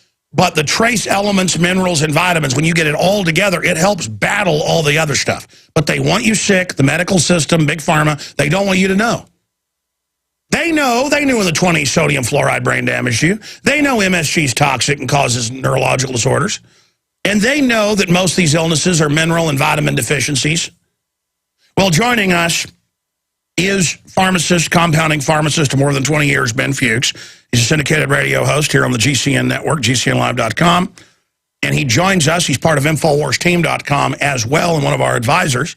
We've got medical doctors, veterinarians, naturopaths, all advising us at InfoWarsTeam.com. You can see those videos posted there in Aaron's testimonial. But that's not why this is here today. That's not why we're covering this. We are going to engage in the public service of going through everything, of going through all the vitamins, all the minerals, and then trace elements, just bam, bam, bam, quickly, and then we can go back through other issues that the system doesn't want you to know. I had a family member who I noticed was only drinking Coca-Colas about 5 years ago. They were old. They were pretty much going to die. And I just begged him. I said, if you will just start drinking water, your body, you're dehydrated because Coca-Cola and things, and iced tea, you name it, is what is it called? A diuretic. It makes you urinate more. You drink 20 ounces, you urinate 25 ounces. I said, you look like beef jerky, you got to drink water. And they got mad at me and stuff and started drinking water and looked like a new person. Again, it's like simple. Your teeth will fall out and old wounds will open up and your hair will fall out if you don't get vitamin C. And we got these food deserts out there, not just in poor areas, everywhere. Pharmacist Ben Fuchs joins us after this break. He is waiting in the wings right now. In fact, Pharmacist Ben, we got 2 minutes till we got a break. Tell us what's coming up today. You've lined up an incredible presentation. Well, I got lots of stuff to talk about. Thank you for the intro, Alex. Thank you for the kind words. There's a lot of stuff in the news. I like the Consumer Reports article that came out a couple of weeks ago. 10 surprising dangers of vitamins and supplements. I'd love to be able to address that. There was a study that came out, I think it was last week, in the Journal of Nature Medicine. Chemotherapy can actually cause cancer. I thought that was pretty fascinating. Let's see. Statin drugs linked with development of cataracts. What else do you want to talk about here, Alex? There's the sugary drink ban in New York, and the digital pill they want you to swallow that will give doctors the real-time scoop on what's happening inside your body. That could be kind of interesting. How about dentists wanting us to drink more fluoride? They don't like bottled water because people aren't getting enough fluoride. We can talk about that too. Lots of stuff here we can talk about. Diabetes drugs raise the risk of bladder cancer. Statin drugs raise the risk of diabetes. There's tons of good stuff. I want to go over all those studies, but I heard your show a few days ago. It was just a couple days ago. And you were going over just this mineral, when you have this deficiency, does this vitamin deficiency does that, this pancreatic problem caused by this, and the system knows that. So, we talked a few days ago, and you sent a whole big rundown of documents and articles and studies, and so I want to go over just at first the different vitamins, and then what those deficiencies do, different minerals, what is needed, what the really cool cofactors are, trace elements, things like that, with pharmacist Ben Fuchs, and then we'll get into all those news items that you just mentioned straight ahead. I'm Alex Jones with pharmacist Ben Fuchs. InfoWarsTeam.com's got our latest videos up there right now. Well, he's back by popular demand. Thank you so much for joining us. I'm Alex Jones on this Wednesday, 15th day of August 2012 edition. Compounding pharmacist Ben Fuchs will be with us for the rest of the hour, syndicated radio host and an advisor to InfoWarsTeam.com. And we're going to get later into the fact they want to put statin drugs in the water. They want to put more fluoride in food for kids, even though the government admits it's killing them.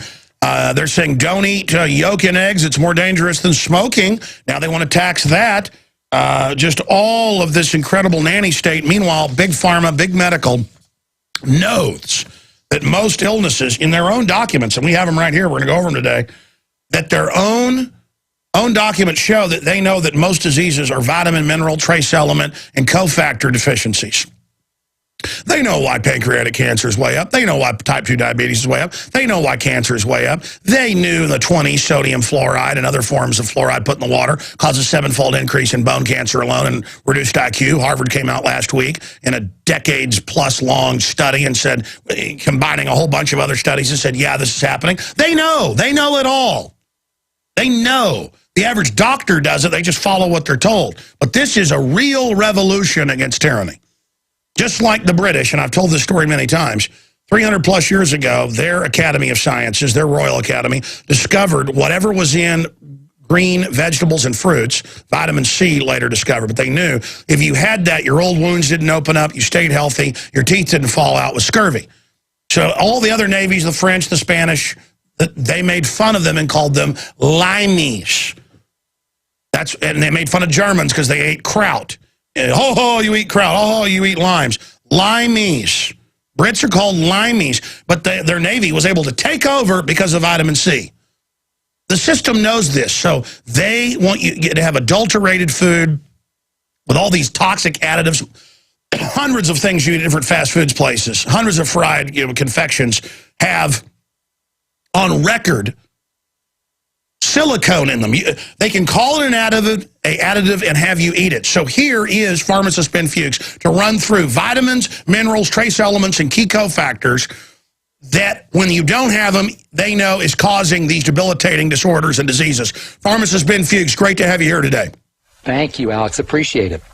You've got the floor. Start breaking it down. Okay, yeah. Well, it's interesting that you brought up vitamin C first, because truly vitamin C is the king of vitamin. It's so fundamental to health. It's pretty much impossible to think of a disease state or a breakdown state that vitamin C doesn't improve. The first thing that comes to mind with vitamin C deficiency is what you said, scurvy. But what's really important to understand about scurvy is the fact that you can have subclinical scurvy. By the time scurvy hits, you're in big trouble. But scurvy doesn't all of a sudden happen. Scurvy builds up. Scurvy is basically a disease where the body destroys itself. The body's main connective tissue protein is called collagen. Without vitamin C, you cannot make collagen, period. Collagen is not only the most fundamental structural protein in the body, it's the most fundamental protein in the body. Without collagen, without vitamin C, you can't make collagen. That means, number one, your blood vessels will not be strong. Ultimately, your blood vessels will break down. I think it's ironic how people are so focused on cholesterol and they're not focused on vitamin C, considering one of the ways the body patches up weak blood vessels is by depositing cholesterol plaques in those blood vessels. Dr. Matthias Rath has written extensively about this in a really neat book called Why Animals Don't Get Heart Attacks. And he talks about how animals make their own vitamin C and animals don't get heart attacks because they make their own vitamin C and their blood vessels are strong and whole. How much of, one has to wonder when you see the link between vitamin C and the strength of blood vessels, how much of heart disease is simply a vitamin C deficiency disease. Not only that, but vitamin C is key, a fundamental player in the immune system. So if you're dealing with frequent colds, if you're getting cold sores... Well, hold on. Hold your horses there, pharmacist Ben Fuchs, because, or hold your rats, because the British manuals going back up to 300 years ago said if you can't find fresh green vegetables or fruits, eat rats. They had discovered that whatever was in the fruit was in the intestines of ship rats, and that they would then gobble the guts of rats raw. So again, what you just said, most mammals produce it. Why don't we produce our own vitamin C? Nobody really knows why, but they think it has something to do with the fact that we were eating fruits and vegetables. It turns out that certain gorillas, certain forms of gorillas, human beings, and guinea pigs of all critters are the only animals that don't make vitamin C. Squirrels make vitamin C, horses make vitamin C, goats make vitamin C, and what's really fascinating, Alex, is when an animal is under stress, it makes more vitamin C. Your body's key stress gland, key stress handling structure, the adrenal glands, are very high in vitamin C, and when we're under stress of any kind, whether that's emotional stress, psychological stress, and certainly physical stress, you need more vitamin C. And this gets us to the whole topic of recommended daily allowances, the RDAs, which I call the ridiculous deficiency allowance. The RDA of vitamin C, the ridiculous deficiency allowance of vitamin C, according to the government, is 60 milligrams of vitamin C. A billy goat will make 100 times that much vitamin C when it's under stress, and it makes much more than the recommended daily allowance of vitamin C, even on a daily basis. So this whole idea of vitamins being used simply to treat deficiency diseases is what gives rise to the recommended daily allowance that allows people to think, well, I'll just take this multiple vitamin with the RDAs and I'll be fine. Or I better not take more than the RDAs or I'll be in big trouble. Nothing speaks to this fallacy more than the idea that you only need 55 or 60 milligrams of vitamin C.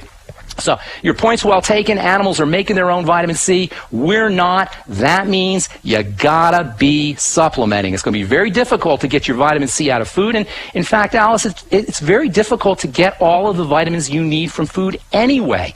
For example, with vitamin E, the recommended daily allowance of vitamin E is 14 international units. Every study that's ever been done on the protective benefits of vitamin E show that you need 400 international units of vitamin E, and even the most vitamin E dense foods are only going to give you about 40 international units. So with vitamin E, with vitamin C, with the B complex, you're not going to be able to get what you need from food, even under the best of circumstances. And this is why it's so important to supplement if you're healthy, and if you're sick, it is unspeakably important to get yourself on a good nutritional supplement program. So vitamin C for the connective tissue in the body. By the way, bones. A lot of people are under the impression that all you need to do is take calcium for your bones. Well, as it turns out, your bones too are made of collagen, and vitamin C is way more important for the integrity of your bones via this collagen connection than calcium is. In fact, many people call osteoporosis, the disease of bone breakdown, of weak bones, scurvy of the bones. If you have bleeding gums, if you have nosebleeds, if you have chronic bruising, if you have any kind of heart disease issues, not to mention osteoporosis and high blood pressure and joint issues and arthritis, you want to make sure that you're getting enough vitamin C. For people who are interested in skin health, vitamin C can be amazingly helpful for protecting your skin from the sun. In fact, as it turns out, using nutritional supplements is way more important for protecting your skin from the sun than any toxic sunscreen you could ever put on. And vitamin C is the king of sun protection vitamins. For folks who are out there in the sun, get some vitamin C in your body. You can even use vitamin C topically as a cream, and it's got wonderful benefits that way too. Oh no, I've been using this vitamin C facial cream my wife's got. It's awesome, and I've really seen it make my skin a lot healthier. And obviously, Beyond Tangy Tangerine or Pollen Burst Plus, things like that available at InfoWarsTeam.com. That would obviously be some of the best sources of vitamin C. Heck yes, you're getting 1,000 milligrams of vitamin C per 2 scoops of the Beyond Tangy Tangerine. You know, here's the thing about the BTT, which you mentioned, the Beyond Tangy Tangerine and the Pollen Burst. They're liquid, and the rate-limiting step in how much value you're going to get out of nutritional supplementation. If you understand how important nutritional supplementation is, and you don't have to do much reading to understand how important it is, then it becomes vital to recognize it's not so much what you're taking in, but it's what you're absorbing. And if you're one of the 80 million or more Americans who are dealing with digestive issues, bile issues, gallbladder issues, gastritis, pancreatitis, you can take supplements, but you may not be getting the value of them. And you need those really big dosages from what I've read and studied from yourself and others to really have the full effect, but you'd have to drink 2 or 3 containers of orange juice to get the same vitamin C in a Beyond Tangy Tangerine scoop. And then you'd be getting all of that bad overload of fructose that attacks the liver and everything else. Not to mention the pesticides as well. So, no, orange juice has got a very small amount of vitamin C. You get about 30 or 40 milligrams of vitamin C in a glass of orange juice, and then, of course, you're exposing yourself to all that sugar and all those pesticides. One of the neat things about the Beyond Tangy Tangerine is the liquid format.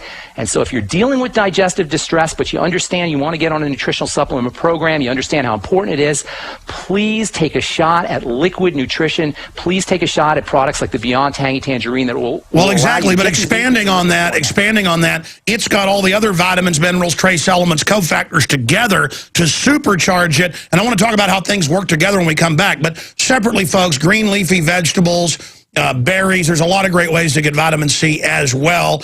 It's just the products at InfoWarsTeam.com. They're discounted, or what I'm using and what Aaron Dykes lost 92 pounds with, even though it's not advertised as a weight loss product. The food is so devoid of nutrients now because of the played out soils. You're eating and eating and eating empty calories, trying to simply get the vitamins and minerals you need. And so that's why when you finally get the vitamins and minerals you need, you don't have those cravings as bad anymore, and you can lose the weight. But see, we've only covered one vitamin, vitamin C, the King Daddy that I started with, that you started with. We didn't plan to do that. That was just, we're on the same page. Pharmacist Ben Fuchs, one of the top compounding pharmacists out there in the country, syndicated talk show host. When we come back, let's race through the other vitamins, then the minerals, then trace elements, and key cofactors, because I want to know this. I was listening to your show a few days ago and just riveted, and I said, get me Ben Fuchs. And we talked off air. We got this whole file together. We just spent 20 minutes on one vitamin. Get your notepads ready, because we're going to run down the line here with info Big Brother doesn't want you to know. So when old folks go in with Alzheimer's and big rot holes in their arms where their skin is falling apart and their teeth have all fallen out, the doctors don't say, hey, you have scurvy. They just send them home to rot and die. Because Big Pharma doesn't make money if they say, hey, go eat some blueberries. Or go take naturally derived, say, rose hemp vitamin C or something. It doesn't matter. Linus Pauling won 2 Nobel Prizes, one of them for discovering how powerful the vitamin C is magic. This is a short 6-minute segment, long segment coming up. Okay, pharmacist Ben Fuchs. We're going to post this video of this interview at InfoWarsTeam.com. If anybody's listening on the radio and wants to see the video of it and some of the documents we're going to be going over, it'll be posted by tomorrow at InfoWarsTeam.com. Continue. Let's race through the other vitamins right now and what they're directly linked to if you don't have them. Vitamin E, brain health, dry skin. These are deficiencies in vitamin E. Vitamin E deficiencies are associated with problems with thinking, with brain problems, with dementias, with macular degeneration, with eye disease, with impotence, with infertility. By the way, there's an infertility epidemic in this country. Vitamin E is known as the fertility vitamin. The technical name for vitamin E is tocopherol, which means to bear children. Deficiencies in vitamin E are associated with prostate disease, another epidemic. Deficiencies in vitamin E can cause skin problems like hyperpigmentation, dark spots, another seeming epidemic. Then there's the B complex, which is a series of vitamins that are found in nature. The B complex are the energy vitamins. If you're feeling sluggish, if you're feeling lethargic, if you have brain fog, all of these are associated with B complex deficiencies. The more sugar you eat, the more deficient you're going to be in key B vitamins. There's a B vitamin that is so fundamental for brain health that Dr. Abram Hoffer wrote a book called Orthomolecular Psychiatry talking about treating schizophrenia successfully. That's B12. That's B3. B3, I'm sorry. But B12 is unspeakably important. If you have any digestive issues, you're going to be deficient in B12. B12 is critical for the nervous system and for the blood system, and many people are deficient in B12 and don't notice it. If you have any gastritis or low stomach acid issues, you're going to have problems absorbing B12. Vitamin B3, by the way, is wonderful for treating social anxiety disorder or jitteriness or just generalized anxiety. Deficiencies in vitamin B3 are associated with brain fog, learning disabilities, cholesterol. It's a more powerful cholesterol-lowering drug than any statin drug, simply vitamin B3 niacin. And you can read all about that all over. It's all over the internet about niacin for lowering cholesterol, if you so desire to lower cholesterol. Vitamin D. Everybody's heard about vitamin D these days. Vitamin D is an immune-boosting vitamin. Its deficiencies are associated with diabetes, with poor sugar control, with high blood pressure, with multiple sclerosis, with cardiovascular disease. This is like a who's who of all the diseases that we're dealing with, and they're all associated with nutritional deficiencies. Vitamin K deficiencies associated with bruising. And by the way, you're not just saying this right now. This is admitted, and the people they put on Coumadin, they tell them not to eat green vegetables, which has the vitamin K, and then the rot holes are all in their skin's falling off. They're literally being murdered. This is not your opinion. They've known this for hundreds of years. Please continue. So vitamin K, it's absolutely correct, by the way. When they put you on Coumadin, they tell you not to eat any vitamin K containing foods, including broccoli and cauliflower and anything that's got vitamin K in it. Same with vitamin E, by the way. After surgery, and even before surgery, vitamin E is such an effective blood thinner that they'll tell you not to take vitamin E. Why don't they give you vitamin E instead of the Coumadin? That's a whole nother, instead of the medications, that's a whole nother question. Anyway, vitamin A deficiencies associated with acne. I deal with acne all the time, and if you want to induce acne in a patient or in a laboratory animal, you got to do nothing more than remove the vitamin A out of the diet. Vitamin A deficiencies are associated with zinc deficiencies, which is extremely common. Vitamin A deficiencies can be linked to psoriasis, to eczema, to dry skin, to dry lips, to cardiovascular disease, depressions in the immune system, digestive distress, leaky gut syndrome, osteoporosis. Deficiencies in zinc, my favorite mineral, associated with acne, eczema, poor wound repair. Zinc is absolutely vital for growing protein for children. I know multiple women who are pretty young who have the epidemic of their hair falling out because they're on diets, all this stuff, that their hair came back when they were on Beyond Tangy Tangerine for 6 months. I mean, the hair came back. I watched it. That's not surprising to me. You're getting a healthy dose of nutrients, and you're getting them in liquid format, easy to absorb fashion. That's a neat thing, by the way, about the Beyond Tangy Tangerine and liquid nutrition is you notice results quickly. This isn't like a 30-day kind of thing. You notice results in days, sometimes in doses, sometimes in 1 or 2 doses. And the great thing about the human body in deficiency states is the more deficient you are, the faster your body responds. The more weight you need to lose, the faster you'll lose the weight. The more nutritionally deficient you are, the faster your body will absorb the nutrients. That means the sicker you are. people that are really skinny gain weight on it. Your body knows what to do with these tools. We'll be back with the rest of vitamins, minerals, trace elements. All right, let's go back to Ben Fuchs. It's hard to turn that off. Let me tell you something, folks. I promote what I believe in, and I'm going to do a plug right here for the longevity products. Discounted if you sign up for $10 like Costco. You get discounts at InfoWarsTeam.com, and your purchase supports us. They've got the Just Out with my ugly face on the cover. Pollen Burst Plus with the currant berries from New Zealand, little added boost of antioxidants on top of all the bees and the minerals and the bee pollen and all the stuff that's in there. The Beyond Tangy Tangerine, everything. InfoWarsTeam.com.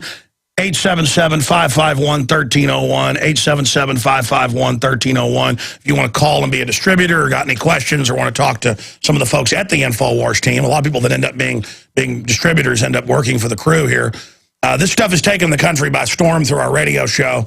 I know that it's boosted the overall longevity sales, period, outside of what I'm doing, about 35% in the last year, because people buy what really works, okay? Again, I've been promoting this 2 years, knew it was good, didn't really, stuck my toe in, though. It was just another sponsorship of something I believed in, but I wasn't. When I saw with Aaron and then my family and my mother, who's a triathlete, and everybody else, and then women I know whose hair was falling out and the hair came back in, I mean, because it wasn't a hormonal issue, it was a nutrient thing. Nails growing faster. I don't want to get into personal stuff, but I never had a really oily skin, but I get some, blackheads and stuff, just almost gone. I mean, really dramatic effects. The only problem is I feel like I'm 18 again, and I'm super aggressive. I mean, super aggressive, where I'm just ready to get in fights almost instantly. But that's, most people, it doesn't do that, okay? That's just how I am, okay? I've always been aggressive. And going back to Ben Fuchs, I know a lot of these, having this mix also has boosted my testosterone. Naturally, I'm not going to get into how I know that's happened. But men know when you've got a boosted testosterone, how you know that. The point is, this is real. Now, can you do this through other products? Yeah, it'll cost you more. We've even looked at it. It costs a lot more to try to get everything you get in just a few longevity products, the Alex Pack, with the Osteo FX, the Essential Fatty Acids, the Beyond Tangy Tangerine, and the Pollen Burst Plus. You do that, you get everything. They've got a lot of other little specialty cofactors and things. And I'm going to stop plugging now. That's not why Ben Fuchs is on. We can do 2 hours on this. You can get clean water. You can get the basic vitamins, basic minerals, huge dosages of vitamin C, and just see what it does for you. Try some other company. Just please. In fact, Ben, before we get back to the minerals and vitamins, we've covered about 10% of them. We got a race now. Because I haven't heard you talk about this specifically.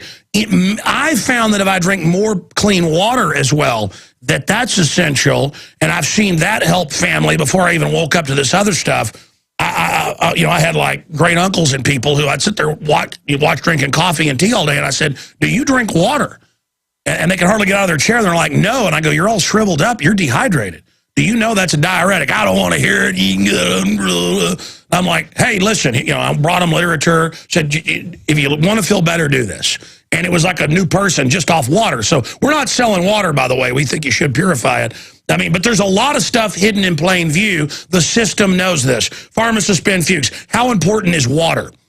Please. More water means more blood. More blood means more oxygen and more nutrition, and you don't need to know anything more than that. Especially, by the way, first thing in the morning. First thing in the morning, we tend to be dehydrated because usually we've gone to the bathroom once or twice and we haven't replaced our fluids for 6 or 8 hours. So first thing in the morning, you're dehydrated.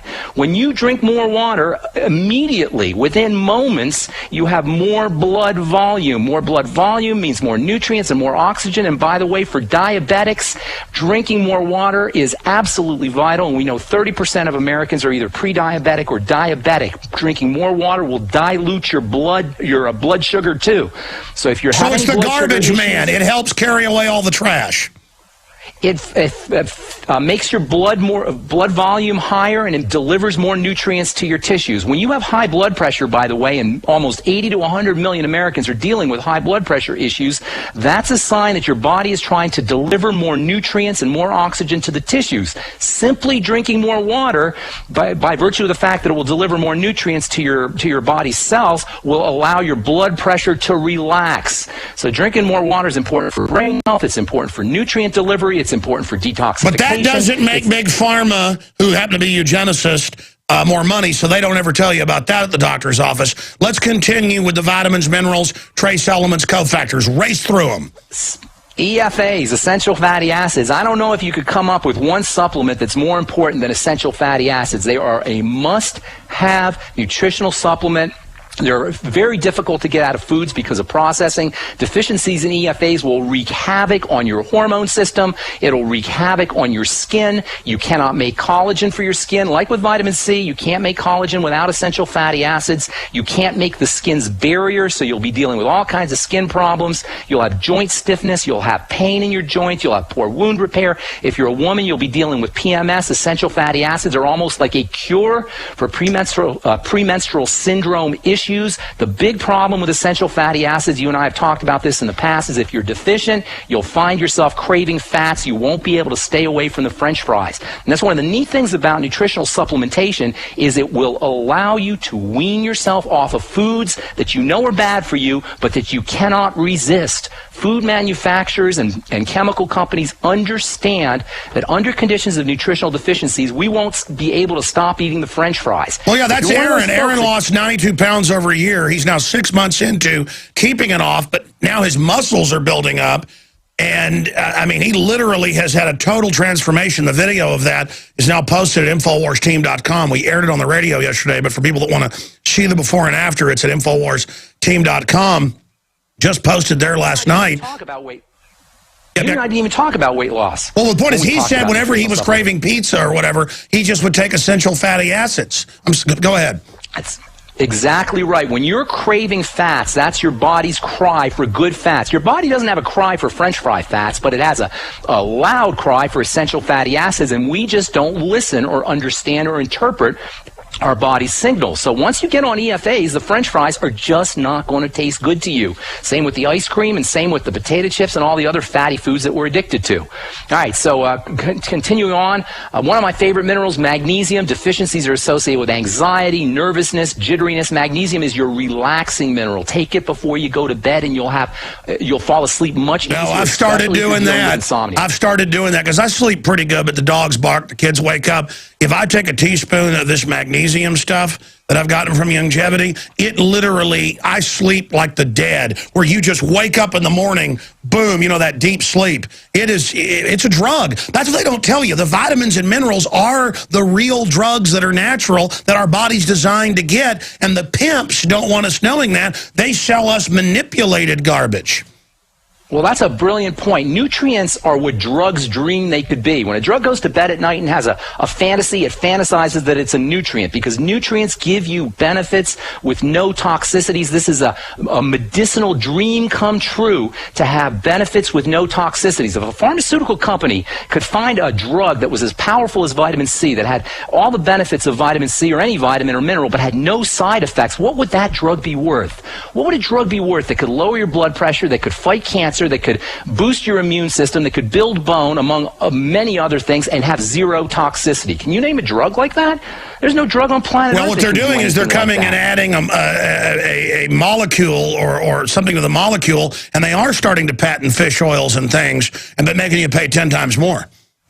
That's right. You see, a cell depends on nutrients. Nutrients are a cell's support system. Nutrients are like the cavalry. They carry the forces of life. Drugs are like Darth Vader.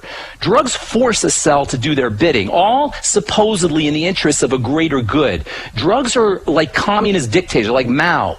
They suppose in the interest of the greater good of the body, they poison the individual cells. Nutrients are like your family. Nutrients work with cells. Drugs work against a cell. That's all you need to know right there. Nutrients work with the cell's chemistry. They are the support system for a cell. Drugs work against a cell. From a cell perspective, they are the quintessential adversary. They are poisons, literally. They are handled by the body's poison control system.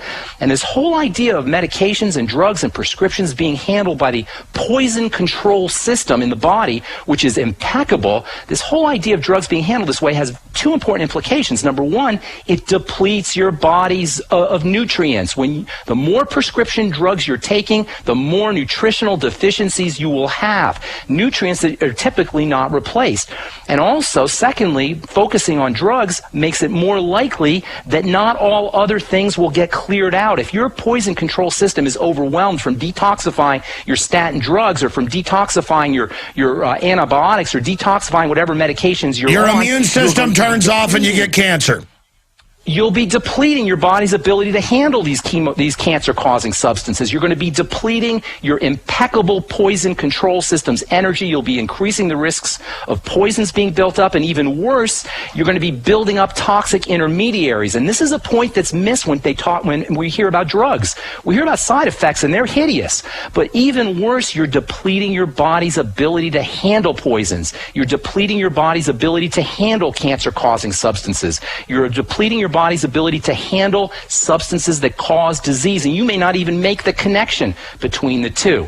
There's not a single drug on planet Earth that can heal anything in the body. They are simply there to change test markers and to eliminate symptoms. On the other hand, by using nutritional supplements, you can literally reverse the disease process. That's the beauty of good nutrition, and that's why I'm a nutritional pharmacist, Alex. That's why I practice nutrition instead of dispensing toxic pharmaceutical drugs, because nutrients are the quintessential premier medicines. They are the very definition of what a medicine should be, with no toxicity. All right, continuing here. Let's get into, we've gotten into magnesium. We've gotten into fatty acids. Let's get into selenium. Then let's get into other minerals, cofactors, and some of the things from your research and other major studies. Some of the other things that have been found that really supercharge things and help your body use all of these things in concert.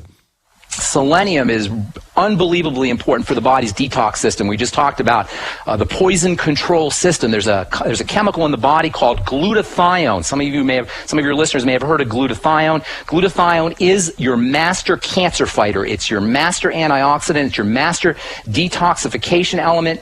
And it runs on a little selenium battery. It's one of the neat things about minerals is they function electromagnetically as batteries that charge enzymes, and one of the most important enzymes that selenium charges is glutathione. Without selenium, you can't make this master cancer fighter. Selenium is also an important component in thyroid health. If you're hypothyroid, you definitely want to think about getting on selenium. Selenium deficiency is associated with muscle weakness, it's associated with fatigue, it's associated with joint disease. Selenium deficiency can cause miscarriages and birth defects, and perhaps most importantly, selenium deficiency is associated with cardiovascular disease, which is the leading killer in this country and around the world. And you don't need very much selenium. Just the amount of selenium that would fit on a couple of pinheads is all you need as a daily dose to assure that you don't suffer from these deficiency diseases. That's a tiny, tiny little bit of this very important substance, selenium. And selenium is one that you can take too much of, and that's why when you're using a nutritional supplement program, something like the Beyond Tangy Tangerine, you don't have to concern yourself with the doses as much because the formulators have taken care of those dosages for you. All right, let's talk about this, and then I want to go into some of the current news items that you wanted to mention.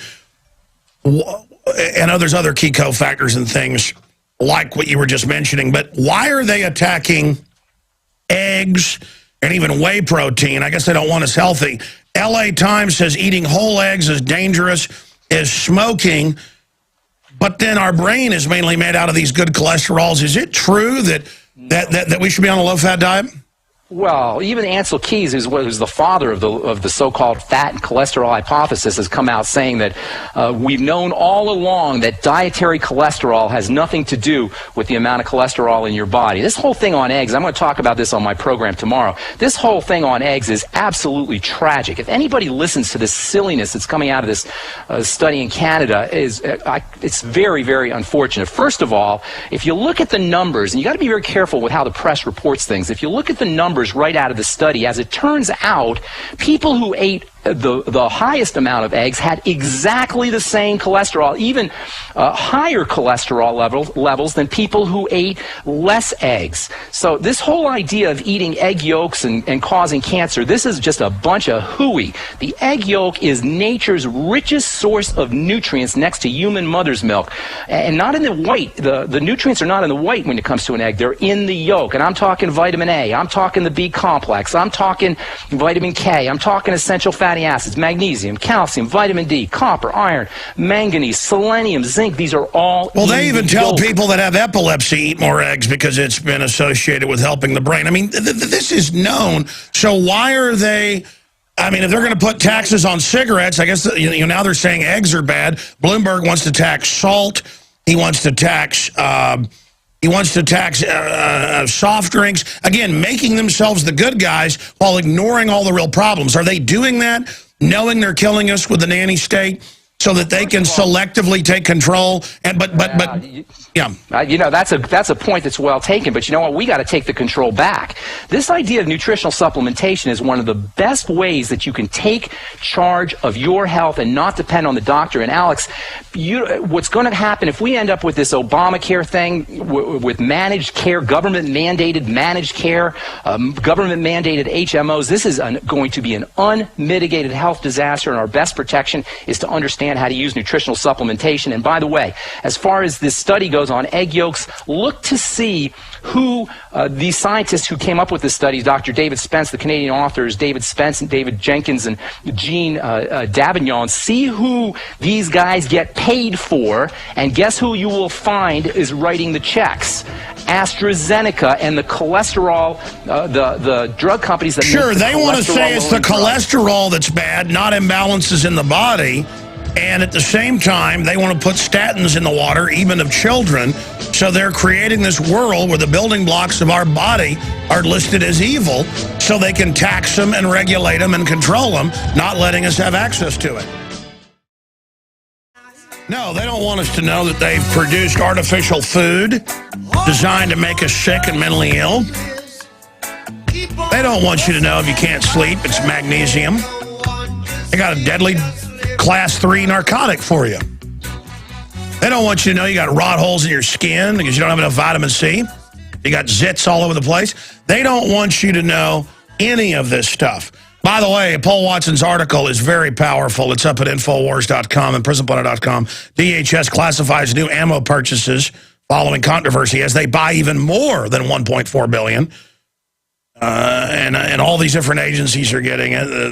The Post Office, the Social Security Administration, the National Weather Association. And one of the commenters makes a point I've been meaning to make. Google excluded income is their name. And it's fact, hollow point bullets are illegal to use in war. Yep. Hollow point bullets are too expensive for practice uses. Correct? Hollow points are for our heads and torso and arms and legs. Yeah, I mean, these are bullets for us, 1.4 billion bullets. Ben, I just had to ask you, because you're a smart guy, what is your take on armored pillboxes, checkpoints getting set up, and 1.4+ billion rounds of ammo for us? I mean, what are these criminal lunatics planning? Well, it gets to what you were saying before we went to the break. We are at risk of losing our individual freedoms because we're not paying attention and we've abdicated our personal responsibility.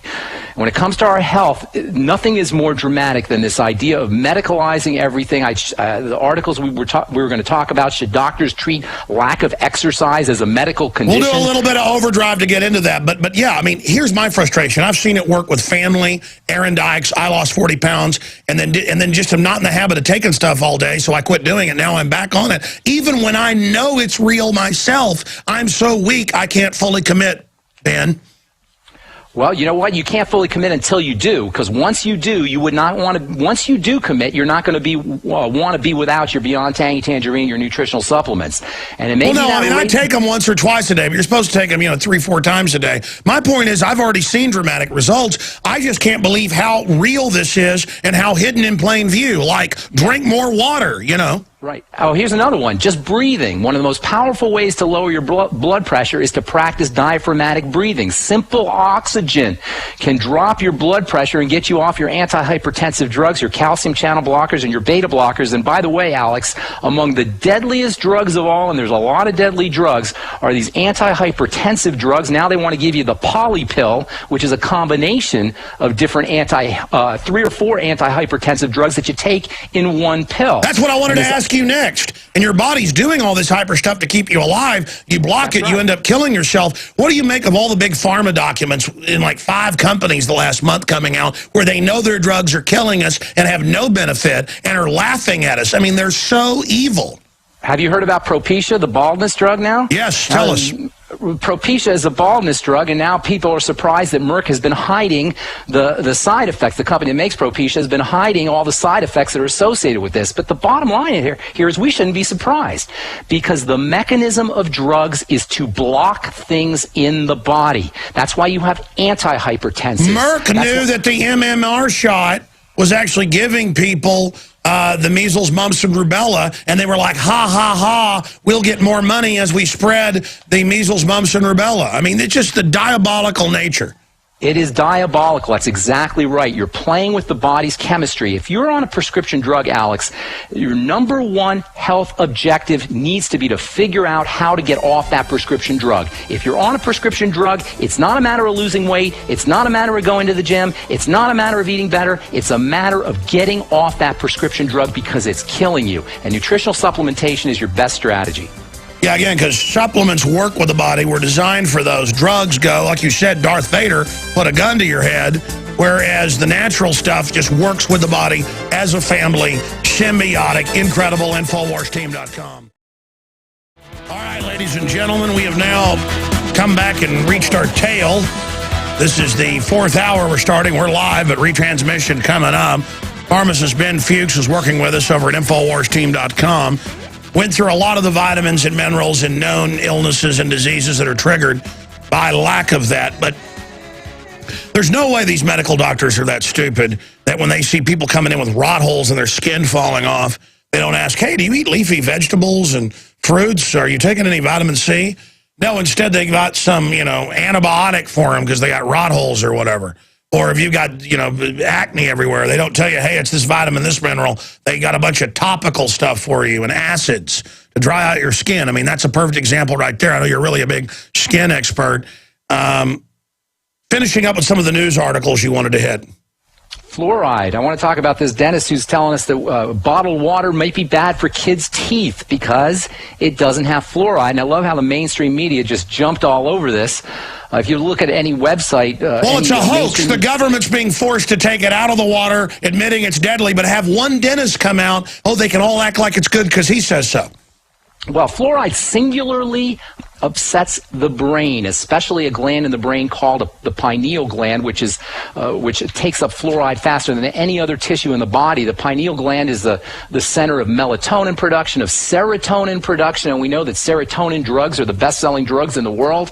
The pineal gland is responsible for how we perceive reality itself, and it is singularly dependent on minerals like iodine. By the way, iodine supplementation is one of the best ways to protect yourself from some fluoride. For people who are stuck drinking tap water, which I definitely don't recommend, but if you're stuck drinking it, make sure that you're using iodine supplementation. The pineal gland loves iodine. It will take in fluoride under iodine deficiency states. And this whole idea of bottled water is another problem too. I mean, our only option really is bottled water, but there are plasticizers in bottles that are also a big problem. Some of them act like estrogen. If you're stuck drinking bottled water and because you don't want to drink tap water, make sure that you're using nutritional supplements that will protect you from some of the toxicity associated with these bottled water ingredients.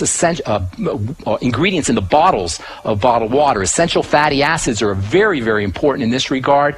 So essential fatty acids helps block or take away the BPA?